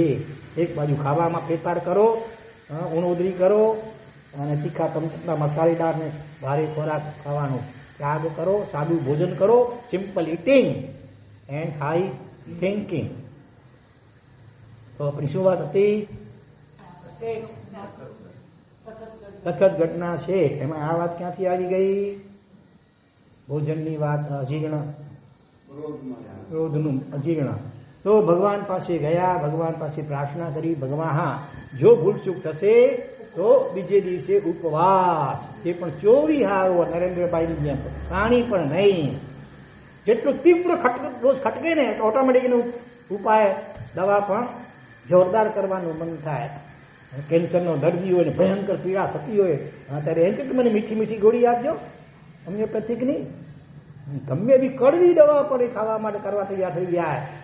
માથાના વાળ ઉતરી જાય બહેનોના પણ, ટકો મૂંડો થઈ જાય લોચ વગર, તોય પણ કિમોથેરાપી કરાવે કે ન કરાવે? ઓલું કેન્સરની પીડા ખતરનાક ભયંકર, મૃત્યુનો ભય એનાથી ભયંકર. તો એને માટે બધું ખતરનાકમાં ખતરનાક ઘણા જેની સાઈડ ઇફેક્ટ રિએક્શન જોરદાર આવે તો એ પણ રિસ્ક લેવા તૈયાર થઈ જાય. કારણ કે રોગ ખટકે છે આ કેન્સર. એવી રીતે ક્રોધ ખટકે, જેટલું ક્રોધ કેન્સર ખટકે છે એના કરતા ખતરનાક તો ક્રોધ છે. ક્રોધાદી ચારે કસાયો છે એ ખટકવા જોઈએ તીવ્રપણે. તો પછી એને માટે ડોક્ટર જે કે તૈયાર થઈ જાઓ, એમ મારા છે જે કે કરવા જ્ઞાનીઓ જે કે તૈયાર કરવા તૈયાર થઈ જઈએ. આપણે 17 બાના કાઢીએ મારા સાથે ડોક્ટર પછી હજી નાળ પારખવી હોય સમજીને આવી છે, બે મળે ખાઈ જાય, મુજબ મથો મખાઈ જાય અને ટાઈમસર જેવા ફી ચૂકણી જારો છે. બસ બાકી મળે ખાધે છૂટ. મોટી વાગી આવું કરે ડોક્ટરો. તો અહીંયા ભગવાન પાસે આવી કાકલોડી ભરી પ્રાર્થના કરી, શક્તિ માંગી. અનુક્રમે શેઠ પોતાના ઘરે પાછા ફર્યા. જેવા ઘરમાં પગ મૂક્યો એની સાથે ઘરના બધા સભ્યોના શ્વાસ અદ્ધર થઈ ગયા. અને મનમાં કયું વાક્ય સરી પડ્યું હશે? હાય મર્યા મઠાસિંહ. રોજી મહાભારત આણે પાછી બોલ્યા. આમ બહાર તો મોટું વસ્તુ રાખ્યું. ઓ જાત્રા સુજાત્રા વાંચો, બહુ સારો બહુ સારો. આ વગર ઘર સનું થઈ રહ્યો. વાત નહીં તો કડે વાત મેરી દે અસાંજી આખી મેં લખું પડી. બાકી તો બધું આવું નાટક કરે જીવ. ભીતર કી રામ જાને. હાય મર્યા. મારવાડી મુજબ પહોંચવાનો હશે. પણ અડધો કલાક 2 કલાક પસાર થયા. શેઠ એકદમ શાંત છે. રસોડામાં કંઈ બરડી તૂટી, વાસણ તૂટ્યું, અવાજ આવ્યો તોય શેઠ ઊંચા નીચા થતા નથી. આવો 1-2 નિમિત્તો મળ્યા તોય શેઠ શાંત છે. બધાને આશ્ચર્ય થયું કે આ શેઠનો નકલી ચહેરો પહેરી રબરનો અને કોઈ માસ્ક પહેરી નથી આવી ગયા ને પૈસા માટે. પૈસો ઘણો છે એટલે એની લાલચથી કોઈ છેતરપિંડી તો નથી, ચીટિંગ નથી થયું ને. પણ કોઈની હિંમત ચાલતી નથી. પૂછ્યું કેમ? છતાં બહુ આવું થયું. જયારે ઘણો સમય થયો શેઠ શાંત જોયા એટલે હિંમત એકઠી કરીને અચકાતા કોઈકે પૂછી લીધું, શું વાત છે શેઠજી? એટલા બધા શાંત થઈ ગયા છો, શું વાત છે?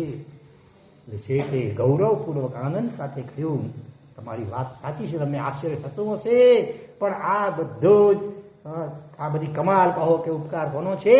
મહારાજ સાહેબનો છે, હરિના દાદાનો છે, શત્રુંજય ગિરિરાજનો છે. એમ એવું તે શું થયું? પછી શેઠે બધી માંડીને વાત કરી કે આ રીતે મારા છે મળ્યા, આવી પ્રેરણા કરી, મેં પ્રાર્થના કરીને આવો સંકલ્પ કરીને આવ્યો છું. ગમે એમ થાય ગુસ્સો ન જ કરવો. થઈ જાય તો બીજે દિવસે 24 વાર ઉપવાસ. બધા રાજીના રેડ થઈ ગયા અને આશ્ચર્યચકિત થઈ ગયા. અને આ વાત પવન વેગે ઉઠતા ઉઠતા ક્યાં પહોંચી? એનો ભત્રીજો શેઠનો હતો એના કાને, ત્યાં આવ્યો નતો, હાજર હતો એ વખતે, એના કાને વાત પહોંચી. અને ભત્રીજો વિચાર કરે છે, ન ભૂતો ન ભવિષ્યતિ. સૂર્ય કદાચ ઠંડો પડી જાય બને, અગ્નિ ઠંડો પડી જાય, બરફ બની જાય બને, પણ આ મારા કાકા. અને એક તો આ નિયમ લે જ નહીં. પહેલા તો ગળાનો નિયમ લેવા માટે એલર્જી હોય, અને કદાચ લીધી હોય આવેશમાં આવી, ભાવ આવેશમાં આવીને તો પાડી શકે વાતમાં તો કોઈ દમ નથી. ખેર હું એમની પરીક્ષા કરું. અને એણે પરીક્ષા કરવા માટે નક્કી કર્યું. સ્કૂલમાં પરીક્ષાઓ કેટલી હોય? 4-5 હોય ને, મંથલી એક્ઝામ. કેટલી ઘણા સાપ્તાહિક પણ કદાચ તો મંથલી હોય, 3 માસિક હોય, 6 માસિક હોય, 9 માસિક હોય, છેલ્લે 12 માસિક એન્યુઅલ એક્ઝામ. એક પછી એક પરીક્ષાઓ અહીંયા લે છે. ભત્રીજો સૌથી પહેલા તો શું કરે છે? નહીં તો જો પહેલાના કાળમાં રિવાજ, આજે પણ હશે કદાચ, કોઈ પણ આવી મોટી યાત્રા સમેત શિખરની કે પાલિતાણાની પણ કદાચ કરીને આવે ને પહેલી વાર, તો એ આખા જેવી જેની શક્તિ પછી કોઈ ગામ જમણ આખાને 18 આલમને જમાડે, કોઈ સાધ્વી વાત્સલ્ય જૈનોને જમાડે વગેરે, અથવા કોઈ પોતાના પરિવાર સગા વાલા બધાને તેડીને જમાડે. પણ કંઈક તો કંઈક કરે. એટલે પેલા ભત્રીજાએ પેલા ગોઠી કહેવા, પૂજારીને ગોઠી કહેવાતા. અને કઈ પણ સાડ ફેરવવો હોય ને પછી એ જમણમાં પાંખીનો હોય કે આ વ્યાખ્યાનાદિકનો હોય, સવારે પૂનમ કે અમાસી પાંખી પાજા બોલે મજૂર ગત બોલ કાતીરા છોડજા અને કોઈ સીમ ચડીને મને બાઈ ભાઈ આ મોટેથી સાડ પડે પૂજારી દ્વારા એમ પેલા બત્રી જાય પણ ગોઠીને પૈસા આપી અને મોટેથી સાડ પાડવાનું કહ્યું. એમાં ખાસ કહ્યું કે આ અમારા કાકાનું ઘર છે ને ત્યાં જરા ઉભો રહીને રિપીટ કરજે, 2-4 વખત રિપીટ કરજે આ સાડ મોટી અવાજ હો. અને એ પ્રમાણે પેલો ગોઠી કરે છે અને શેઠાણીના કાને આ શબ્દો પડ્યા અને શેઠાણી તો ઊંચા નીચા થાય છે. કરો છે તો શેઠે જરા કાન માંડ્યા, ઉંમર થઈ ને જરા સંભળાયું હતું, જરા કરણપુરીમાં હડતાલ હતી એટલે શેઠે પણ કાન કરવા કર્યા. સોયો કરો સોયો ધૂળ સોયા ત્યાં પૂજારી કે સાથ ફરે છે ના કદે કી ભલા પેન્ટ જમાડો દાવો કે ડેડ દાયો કી છે તો ભલા પૂજારી બોલાયા કહો ભાઈ કહો કે છે આજે ભત્રીજો મૂકે છે, હે ભત્રીજો છે, ભત્રીજો હસવા માટે તો મોં હતા લાઈને આવ્યો, જાત્રા સજાત્રા કરી લાઈને આવ્યો, રજા ગીરી લાઈને આવ્યો ને પરબારો બહુ પંજી રાત વડો મંગને મને તો સમજે કરતો જે મન મેં. જેઠાણી ચાવી ચડાવી હતા શેઠ કે બરોબર ચાવી ટાઈટ થઈ હતા, હાણે ટાઈટ થી અહીં બ્યા હાણે પાકી તાજી જાત્રા દાદાજી પ્રાર્થનાને સંકલ્પ કરીને આવ્યા અહીં ક્ષણવા કાચી સેકન્ડ માટે છે કેવું હતું મન મેં કરે અંદર મેં એકદમ જાગૃતિ છે એવી આણે દાદાજી કૃપાથી મારા સાથે આશીર્વાદ એવી જાગૃતિ એવી જરી સાવધાન થઈ ગયા. હા મોકો નિમિત્ત આવ્યો હોય જીવ સાવધાન શબ્દ સોયા ચોરી મેં તેર સાવધાન નથી હાણે હેડે પ્રસંગે પછી જીવ કીધો છે શ્રી સાવધાન નિમિત્ત આવ્યો હોય. હા એટલે એકદમ સાવધાન થઈ ગયા અને પોઝિટિવ થિંકિંગ કર્યું. બોલો હવે આમાં કઈ રીતે પોઝિટિવ થિંકિંગ કરાય? પોઝિટિવ થિંકિંગ એટલે દરેક પ્રસંગમાં સ્વદોષ દર્શન, પરગુણ દર્શન, પોતાનો દોષ વિચારો, ખામી વિચારવી અને બીજાનો ગુણ કે ઉપકાર વિચારવો. તો હવે આ પ્રસંગમાં કોઈને પણ માઠું લાગે કે ના લાગે? તમને પૂછ્યા વગર, વાતચીત કર્યા વગર, રજા લીધા વગર પરબારું કોઈ જાહેરાત કરાવે તમારા નામથી કે ભાઈ ફલાણી દી હસી જા રવિવાર જો મને ભેગા માજનવાડીને ભેગા થઈ જા, ફલાણા ભાઈ કે બેન યાત્રા કરી આવ્યા એ નિમિત્તે સાગમ કે નોતરો આયા સબ બડે પરિવાર જુસ્સો તો આતી વ્યવહાર મેં પછી વગર કઈ એવી જાહેરાત નહીં બાકી ખબર ના આવ્યા ને હું બહાર વાળી જાહેરાત તો કરાય. મારા શેઠ એટલા એલર્ટ થઈ ગયા હતા, સાવધાન ને જાગૃત થઈ ગયા હતા. બધા એલર્ટ છો ને અત્યારે પણ આંખ ભારી થતી નથી ને જરા ત્યાંથી છે વાહ. તો એકદમ શેઠાણીને કહે છે, શું કહે છે કોને ખબર છે, શું કહ્યું હશે? હનુમાનથી કહેશો નાનજીભાઈ પ્રેમજીભાઈ બોલો. આમ તો ભૂલી ગયું મને એ કહીને પણ ભત્રીજો પાલા કહીને મને એ રખે તો પ્રસંગ સારી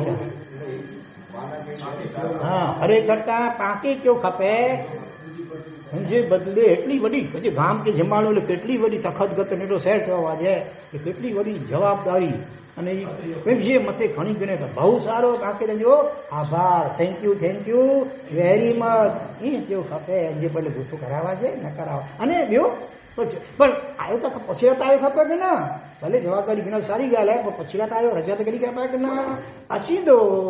અને એડી બધી જવાબદારી ખાય કેટલી તૈયારી ઘણી ખપે છતાં અહીંયા અઠવાડિયાની વાર હે ને અચી દો મેં કરો પાકે ઉતાવળ હે.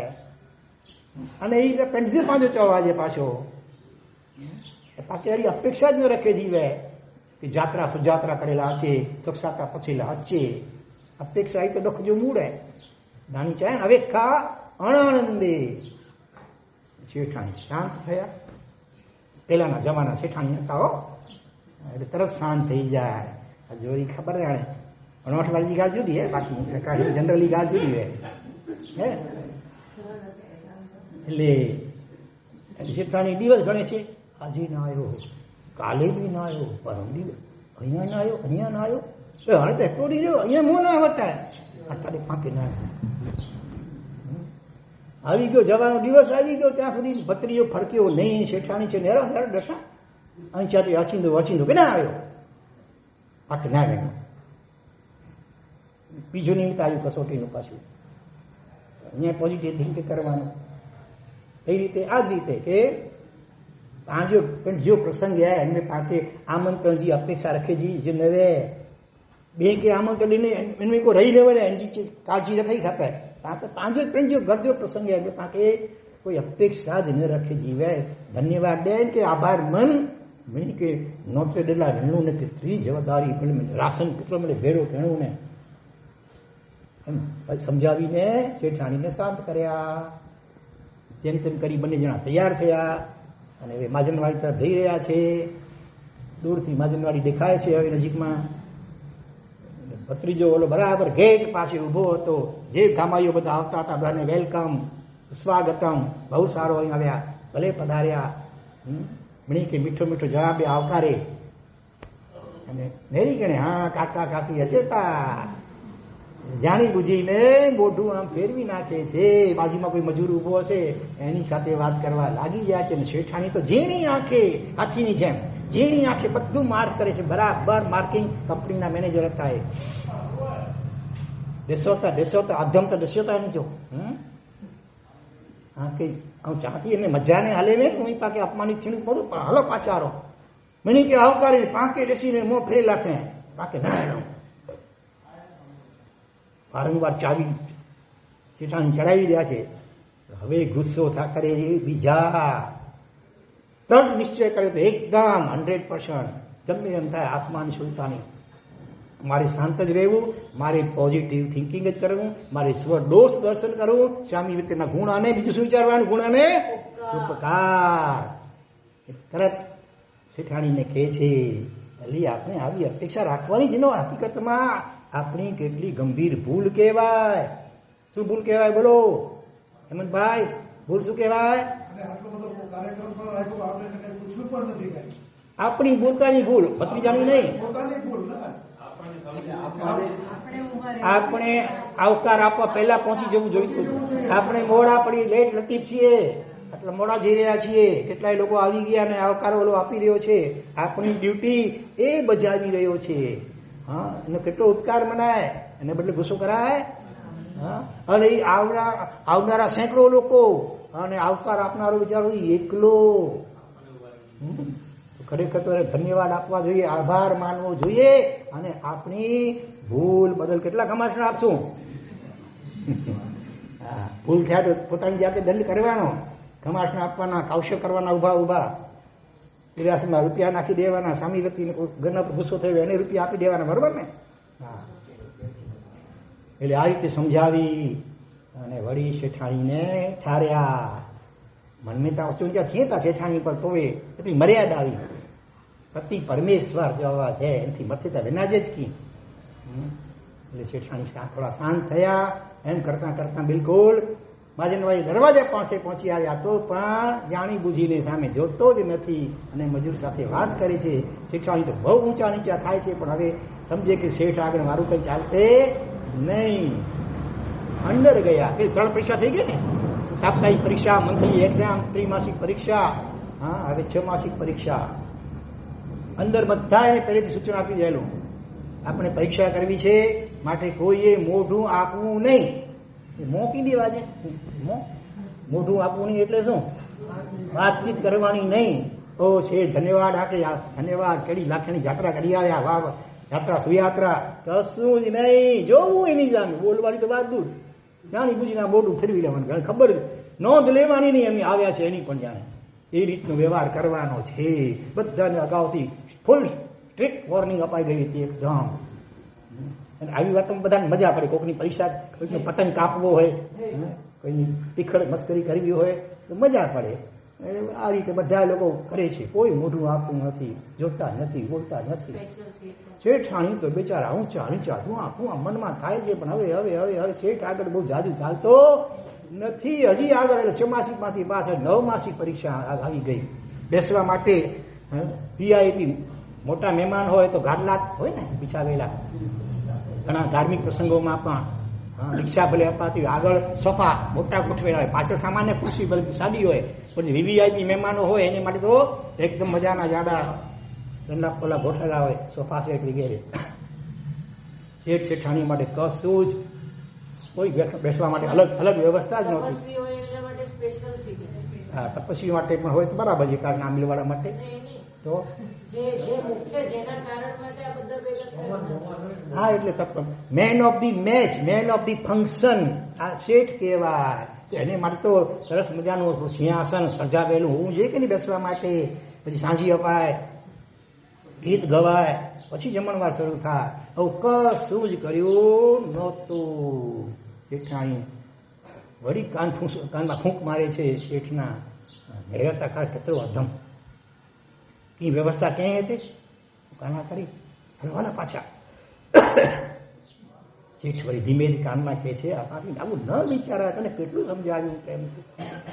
હા, આપણે અપેક્ષા રાખવાની જ ન હોય કોઈ.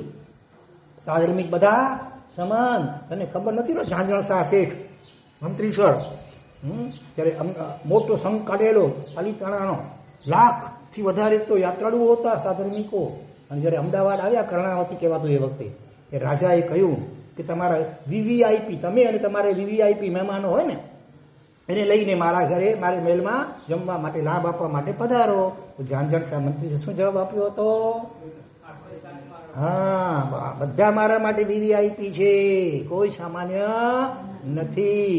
એટલે માફ કરજો, તમારું આમંત્રણ હું સ્વીકારી શકતો નથી. હા, અમારી જો શક્તિ હોત બધાને આમંત્રણ આપો તો હું ખુશીથી આવવા તૈયાર છું, તમારું આમંત્રણ સ્વીકારીશ. પણ થોડાક જણા વીવીઆઈપી, એવું અહીંયા કોઈ વીવીઆઈપી જેવો વ્યવહાર છે, ભેદભાવ છે નહીં. સાધર્મિક બધા સરખા. આવી ભાવના આપણામાં ક્યારે જાગશે?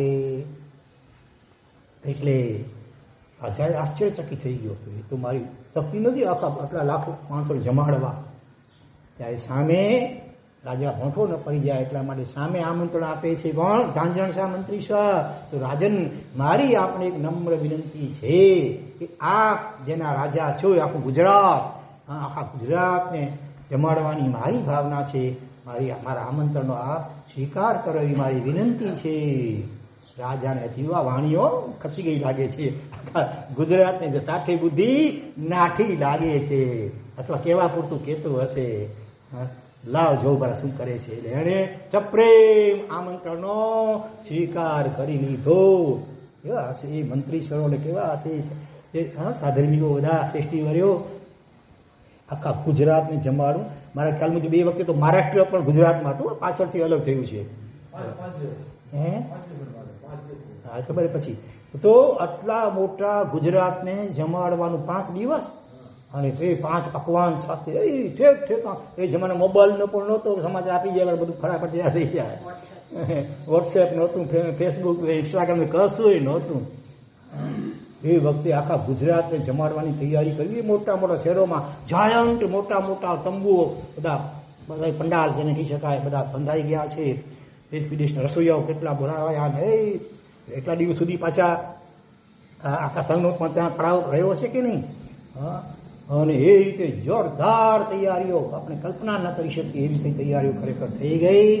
અને આખા ગુજરાતને અલગ અલગ ઠેકાણે વ્યવસ્થિત ગોઠવણ કરીને જમાડવામાં આવ્યા. પછી 5 દિવસ સુધી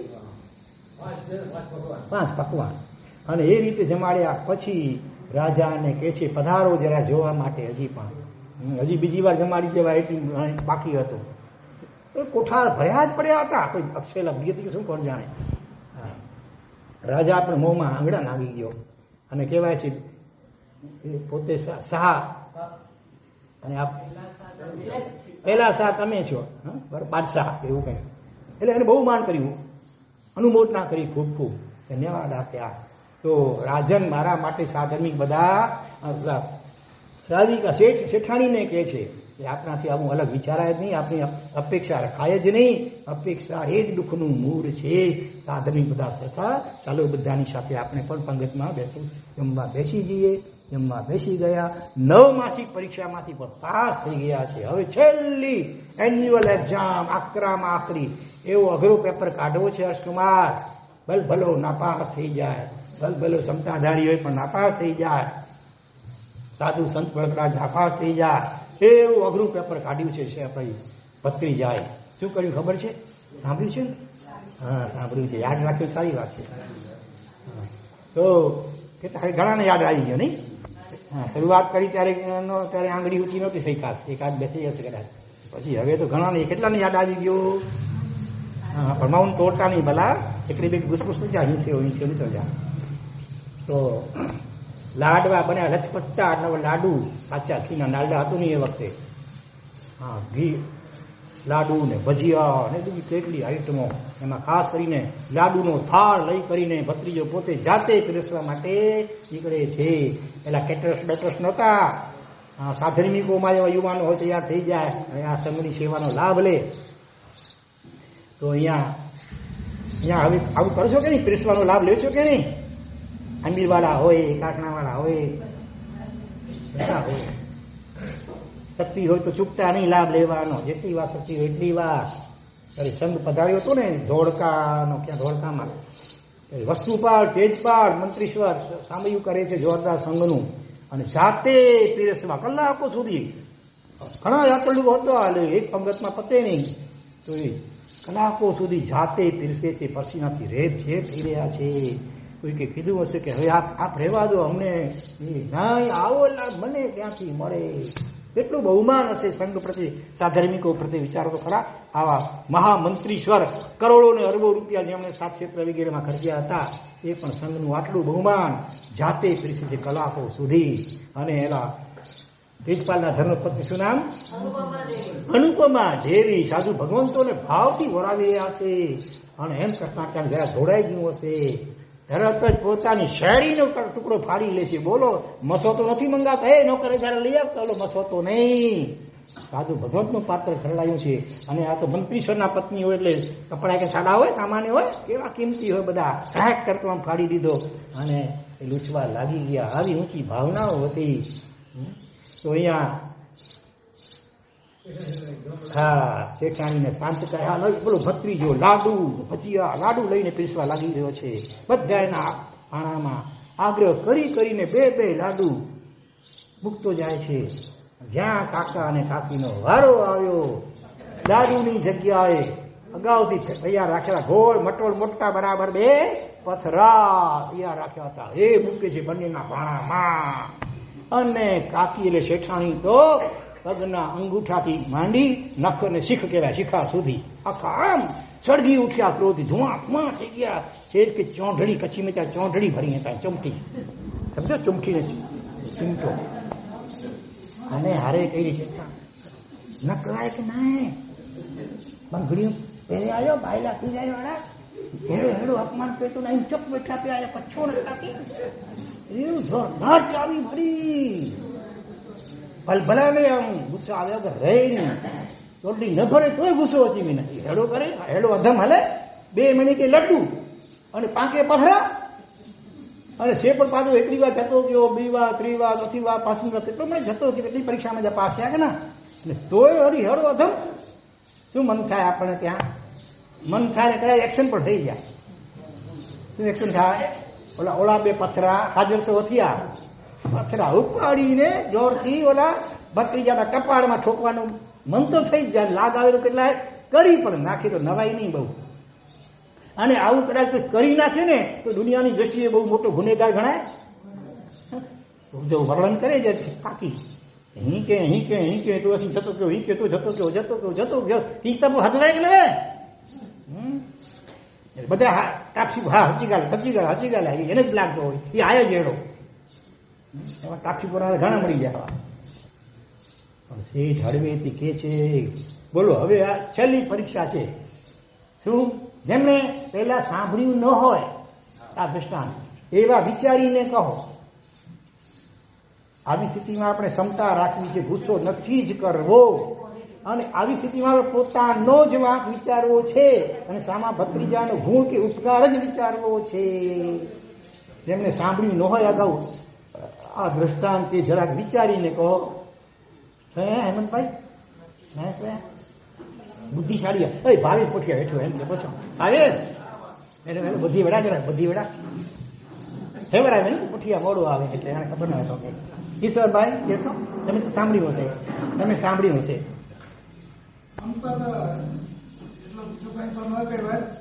ક્ષમતા રાખીને આ છેલ્લી પરીક્ષામાંથી પાસ તો થવું જ જોઈએ. એટલે મારે તો ગુસ્સો કરવો જોઈએ જ નહીં.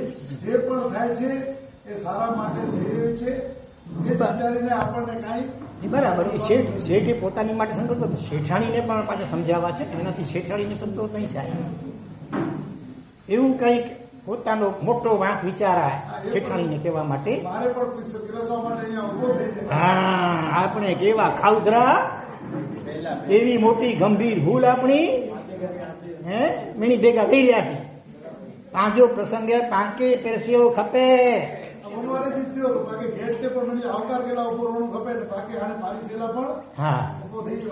પાંકે પેરસીઓ ખપે એમ જે બદલે પા કેડા ખાઉધરા ગાટકો પછી ખાઉધરા ગલી મેં તો નતા છે નહીં જમ્યા તોય પા ખાઉધરા એડા વેઈ રહ્યા મણી ભેગા. ઓટી ઓટી હાલ એકલો જબ કે અમલ તો જગ્યા ખાને એકલો હાંગ ખાના. હા, અને કેટલો હવે એનો ઉપકાર માનવાનો કે ઉપકાર શું માનવાનો બોલો? પથરા પીરસ્યા છે એમાં શું ઉપકાર માનવાનો, એનો શું ગુણ વિચારવાનો? આગળ છે આ પેપર.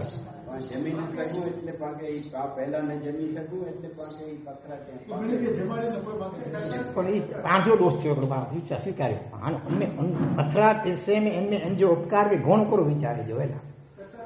ભત્રીજો કેળો સમજુ ડાયો ચતુર હોશિયાર કે પાંજી હેડી વડી ભૂલ માત્ર ઈશારે મેં પાંકે સમજાય ખ્યાલ થાય. ઈશારે ને કામ જઈ શકે એવો પડે. હલો અભાથ્યો કરો મની જેવી ભેગા રહી રહ્યા. હલો દર્શ્ય આવું પણ કઈ કહી શકો. એને આવું ન કહ્યું, ચૂપચાપ ઈશારાથી માત્ર આટલા સમજાવી દીધું. આને કહેવાય પોઝિટિવ થિંકિંગ. આનાથી 1000 કે લાખમાં ભાગની પણ કસોટી આપણી તો લગભગ થતી હોતી નથી. ગાલ મેં હિંગ જોઈ સા નવે નજેડી ગાલ ને વાત જો વટેસર કેલાયું, કાની જો કાલર કરાયું, સીધરી બીજા સપ બનાવી લાયું પણ બરોબર. હાણે નક્કી કહ્યું તો ચોમાસું સફળ થીંદો પાજો નક્કા ન થીંદો. બે તપસ્યા ભલે ઓછી વધી શકી કઈ જાય કોશીથી બે હું આરાધન કયો તો સારી કરે ધન્યવાદ આય અસાંखे સંતોષ ક્યાં થींदो. हेड़ो जड़ संकल्प आवड़ता भले क्या जाए यहाँ परिश्रम सुधी मिले. थोड़ा नवा आया हम आज से जरा करी गंजा नरेंद्रभाई वेठा सामे बया पण लगभग बड़ी पहला मिले नियम गिरी गया कि परिश्रम संवत्सरी सुधी था शांत ज रहणुं है पर कोई कसर नहीं करनी भले पाछी वળી. क्षमता जो अभ्यास करे जो है गुस्सो करे जो ज न नैला करी सवड़ो ज विचारे जो की पण प्रसंग बने इनमें पेंजो वाक विचारे जो અને સામી વ્યક્તિ જો ગુણ અને ઉપકાર વિચારે જો તો અહીં સચ્ચા કરતા બુદ્ધિશાળી વાણીઓ બુદ્ધિશાળી કહેવાય જાય કે ને વેપારી બુદ્ધિશાળી રહે. બુદ્ધિ જો હેડો ઉપયોગ કયો તો સચ્ચા બુદ્ધિશાળી સમ્યક બુદ્ધિશાળી ને કે બુદ્ધિ ખતરનાક હે. સવડી વાળા સબો ઉપયોગ થયો તો ન્યાલ કરી દે ને નકા પાછું ખાલ ઉતારી લાગે. બરોબર સવડો વિચારે જો અને એ પ્રસંગ યોજ યાદ કરી જાઓ ભાઈ ઉઠીને એ ભગવાન કે યાદ કર્યો, નૌકાર યાદ કર્યો, એ તખત ગરજે શેઠ કે યાદ કરીને નમસ્કાર થઈ જા. એ આ જેડી ક્ષમતા આ જેડું પોઝિટિવ થિંકિંગ કહી અસાંखे अचे अहिड़ी हे શેઠ આ जो आत्मानी जिते पण वड एवढो वगैरे में उताનું પણ असांखे अहिड़ी अहिड़ा वाइब्रेशन हलाई जा અહીં आशीर्वाद કે असीं पण सवड़ो ज विचारी अवड़ो विचारी बिल्कुल भूली ज वेनो. एकदम शांत मूर्ति अड़ा भरी वेनो मुंबई वेनो तो मुंबई में जो घर जा बया सभ्य वे उन्हीं के नवाई लगे कि ई जई के बया जीवन जो जीर्णोद्धार जो एड्रेस पण हुए ने आने पतो वाजे हेडिंग ये सार्थक तो थिया खरेखर जीवन जो जीर्णोद्धार छो चवाजे पाजे स्वभाव मजा एकांदो पण ए अड़ो दोष ई ओछो थिए. बरोबर रोज भगवान की प्रार्थना कही जा, रोज फकत गति सेठ के दृष्टांत के याद कही जा અને વાર ફરી ફરી ફરી ફરી એવું ગાલી કરી કરતા ही સોણાઈ जा. આજુ સોણેલો પક્કો થઈ જો ને કા ભલા જીવન તો પાછો વળી બરોબર ફોન में પણ વાત કહો તો શોર્ટ में ભલે પણ એ કહી जा. હા અને પછી હવે મને કમર શેઠાણી ઉભા થયા પાછી આખરે બંને જણા રસવાની શરૂઆત કરી અને ભક્તિ જોતા ફર્યાનું હી ત્રાસી નજર મેં દો પેલા કોરતી હતો ભલા શેઠ જે ચહેરે તો જરા ગુસ્સે જી આછી પાછી રેખા આવી જરા ફોટો કાઢી ગણા જરા પણ જયારે આ દ્રશ્યો જોયું, બંને ઉભા થઈને મંડ્યા પીરસવા. ભત્રીજાએ થાળ મૂક્યો પટમાં, નીચે દોડતો આવ્યો અને બંનેના ચરણોમાં ખાસ કરીને શેઠા સાષ્ટાંગ દંડવત, પંચાંગ પણિપાત નહીં પણ અષ્ટાંગ 8 જમીને અડી સાષ્ટાંગ દંડવત આમ ઢળી પડ્યો. બંને આંખોમાંથી હમણાં આપણા યુવા લયાણજીભાઈ મુખ્ય દાતા આંખમાંથી જો અત્યારે એની આંખમાં જો આમ જળજળી આવી ગયા છે. આમ એની જેમ ચોધાર આંસુએ રડતા રડતા ખમાવે છે, કાકા કાકી માફ કરો માફ કરો માફ. અરે અને કાકા તો એને ભેટી પડે છે ઓલા એકનાથની જે ઉભો કરીને, બેટા કેમ શેનું રડે છે ને શેની માફી માંગે છે? અરે અહીં કયો ન આકે પછીડા આવ્યો, ન જાત્રા સજાત્રા થઈ, ન મોં વતાયેલા આવ્યો, ન આજુ સ્વાગત થયો, ન વેઠેલા કરી નક્કી વ્યવસ્થા થઈ હાલા કરી, અને મઠાનું આવું ખેડો અધમ કે પથરા પરસ્યા. અરે રે ધિક્કારથી અરે રે બેટા રમેજો નાય બેટા એમ સારો કે બોલો હાણે કરો. हिनमें પણ પોઝિટિવ થિંકિંગ. તું જે કોઈ કયા નહીં મળે અમારી જે મળે સારો કે કહો તું એ નકે તમને ખબર કી પડી કે આ જો નિયમ કેળવાય પારી શકાતો કે ના. અને બ્યો દેવ ગુરુ ધર્મ અને પાલિતાણા આડીના દાદા એની મથે મુજી જો શ્રદ્ધા થોડી ઘણી ઉપર વી પેલા અનેક ગણી વધી નહીં. કારણ કે પહેલા તો સેંકડો હજારો વાર હું સંકલ્પ કેવો ઘણા ગુસ્સો નાય કર્યો પણ આમ જરાય એમ કે સફળતા મળે નથી. હા પણ રીતુ પરીક્ષા ઘેરે એમ કે ખબર પડી એ મળે પ્રભાવ કેમ જોવાય આદિના દાદા સતનજે ગિરિરાજ અને મારા સાહેબ આશીર્વાદ જો પ્રભાવ આવે. બાકી આવતા કેળો અહીંયા સુવાસા ઋષિ જો અવતાર અહીંયા, ચંદ્રકોશીઓ નાગ જો બે અવતાર અહીંયા, આ કે મને કે ખબર જ જાય. હા પણ એ જગત પરિવર્તન થયો હે એ મળે દેવ ગુરુ ધર્મની કૃપા અને આશીર્વાદ જો જ એ પરિણામ આય. એ મુજી શ્રદ્ધા એડી અને ચોલ મજીદ જે રંગ જેવી થઈ રહી કપડું ફાટે પણ રંગ વિને ફેટે ન. એ મળે તો જે આભારી બેટા તો જો ખૂબ ખૂબ આભાર ધન્યવાદ. પૂરતા પાણી થઈ ગયો પતરી જો સમજી ગયા. વાર્તા સુણીને ખાલી સંતોષ થાય મને જો રોજ યાદ કરે જો તકડીર શેઠ કે અને ભગવાન કે પ્રાર્થના કરી જઈને શેઠ કે પણ કે મુખ્ય એડી સદબુદ્ધિ ને શક્તિ દો એ ગમે એડો થયે. શાંત જરા અને છતાં અનાદિ કાળજા અવળા સંસ્કાર એટલા ગાઢ નહીં કે કદાચ કેટલી ભલચોક થઈ વે ને ગુસ્સે में की બોલાજી વે ને તો એન જે પ્રાયશ્ચિત રૂપે કે જકી ધારણું વે यहाँ के चो जाए बायोकेमिस्ट्री बारो दवा में ते जी पण तो आखी जल्दी श्रद्धालु कहणु वे तथा 24 उपवास नरेंद्रभाई करी रही अतिथि संगी भाग जे कारण से न फावे तो 23 उपवास, से न फावे तो आंबील, से न फावे तो 21, ए न फावे तो 82, से न फावे तो 2-4 कलाक भोजन पानी जो त्याग, ये न फावे तो 2-4 कलाक जो वाणी जो मौन. बरोबर है. अथवा अमुक पंचपेजी खमाटना देना भगवान के सामने अथवा दिरासी भंडार में 50, 100, 200, 500 रुपया विषय दे जा અને ને કા જે મતે ગુસ્સો થયો વે ઉનકે 500 રૂપિયા લેને જા અને ઈ આકે અઘરો લગદો રે કોઈ રાજી થયે સારી ગાલ હે. છેવટે ઓછો જેમે કોઈ ના ન કહી શકે એડો સાવ હોમિયોપેથી जी गोली करता पर मिठी दवा कई दवा है 12 नौकार हाणे इनमें ना नफाए ना छो 12 नौकार गणे जा પણ નંબરી તો ધાન હોય એમ નહીં ભાવથી एकदम भावથી સકેલી એકાગ્રતાથી ભગવાન की प्रार्थना કરી હૃદય में पश्चाताप जो भाव भगवान नक्की केवो मारा से कई वचन ढींडू प्रतिज्ञा केड़ी भी तोय टूटी भी भगवान आम केड़ो अहीं जब के पार कुटी जा थोड़ा छाजिया के पार वांधो ने भाई दवा अपना जी बस दवा एटेक जो रट थी तेरी 20 100 मीटर गोरी तेरी विछड़ी जी मो में लेवल मची में बस 100 मीटर जी गोरी आके फ्री ऑफ चार्ज खपेला पैकेट घिनी गले अपने भेगा है भेगा रखे जा जरा लगे जरा अनुमति है तो गरम अरे विछड़ी जी गोरी याद करी ह नियम गड़ो हमारा से बटा भगवान की साक्षी है ना सब विचार में तखत गज शेख पारे जी ने हेपी आखिरी परीक्षा तो थेवारी पण नाय को गाल सामान हेवे मोटे बागी.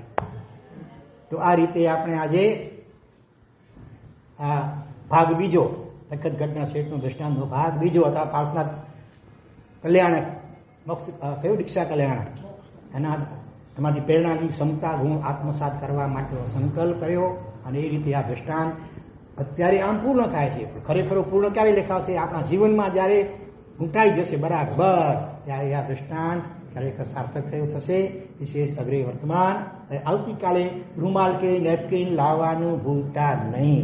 બહુ જ કરુણ દૃષ્ટાંત આવવાનું છે.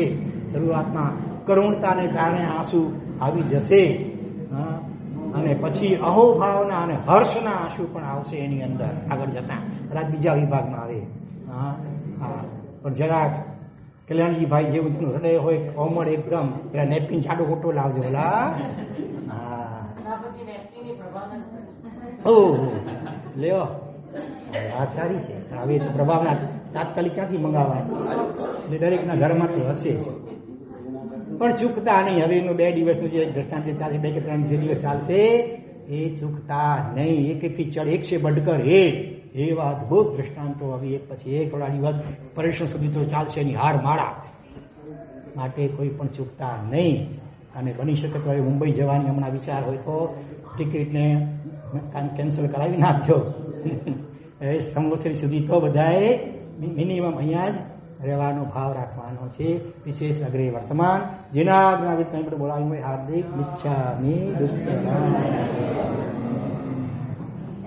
ચાલો, જેઓ ગઈકાલે કે આજે આવેલા છે, જે આ સુખડી લેવાની રહી ગઈ છે, સમતાની સુખડી, સમતાની સુખડી એટલે કે સંવત્સરી સુધી ગુસ્સો. આ દેવચંદભાઈ સરસ, ધન્યવાદ. ભાવેશ તો ગણી ગયા ને, સુખડી ગણી ગયા. ગુસ્સો ન કરવાનો સંવત્સરી સુધી હેવર. અને ગુસ્સો થઈ ગયો ને તો જો આખી ઓપ્શન બતાવે ગચકડા ઉપવાસી કરીને 12 અવતાર સુધી મેં આખી જેટલી ગાળ હોય મને મેં ધારી ગયો. પણ સંવત્સરી સુધી કેટલા અહીં કરે? આ તો વંચરા કે આજે પોતાનું ઘરે ન પહોંચે ને ત્યાં સુધી નિયમ એડો મકાઈ જાય. કારણ કે જાત સાથે છેતરપિંડી મકાઈ જાય. સંવત્સરી સુધી મિનિમમ ગણી જવાય. વધુ જેટલો ગણ્યો એટલો સારો હોય.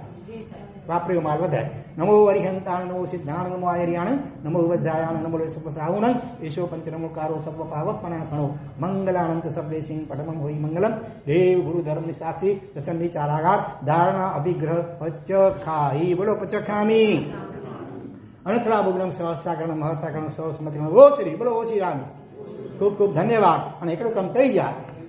જો પણ આજે ઘરજા સભ્ય હવે હાજર ન રહે મુંબઈ રહે ઉની કે જરાક જાણ કરી દઈ જા કે હી પ્રસાદી પ્રભાવના સુખડી ઘેડી ગયા એટલે હું રાજી થઈ. બરોબર? એટલું કહી જા. બે અલગ અલગ જે સમાચાર દુનિયાભર દેવો એને કરતા હી સમાચાર દઈ જા. ચાલો, ધન્યવાદ.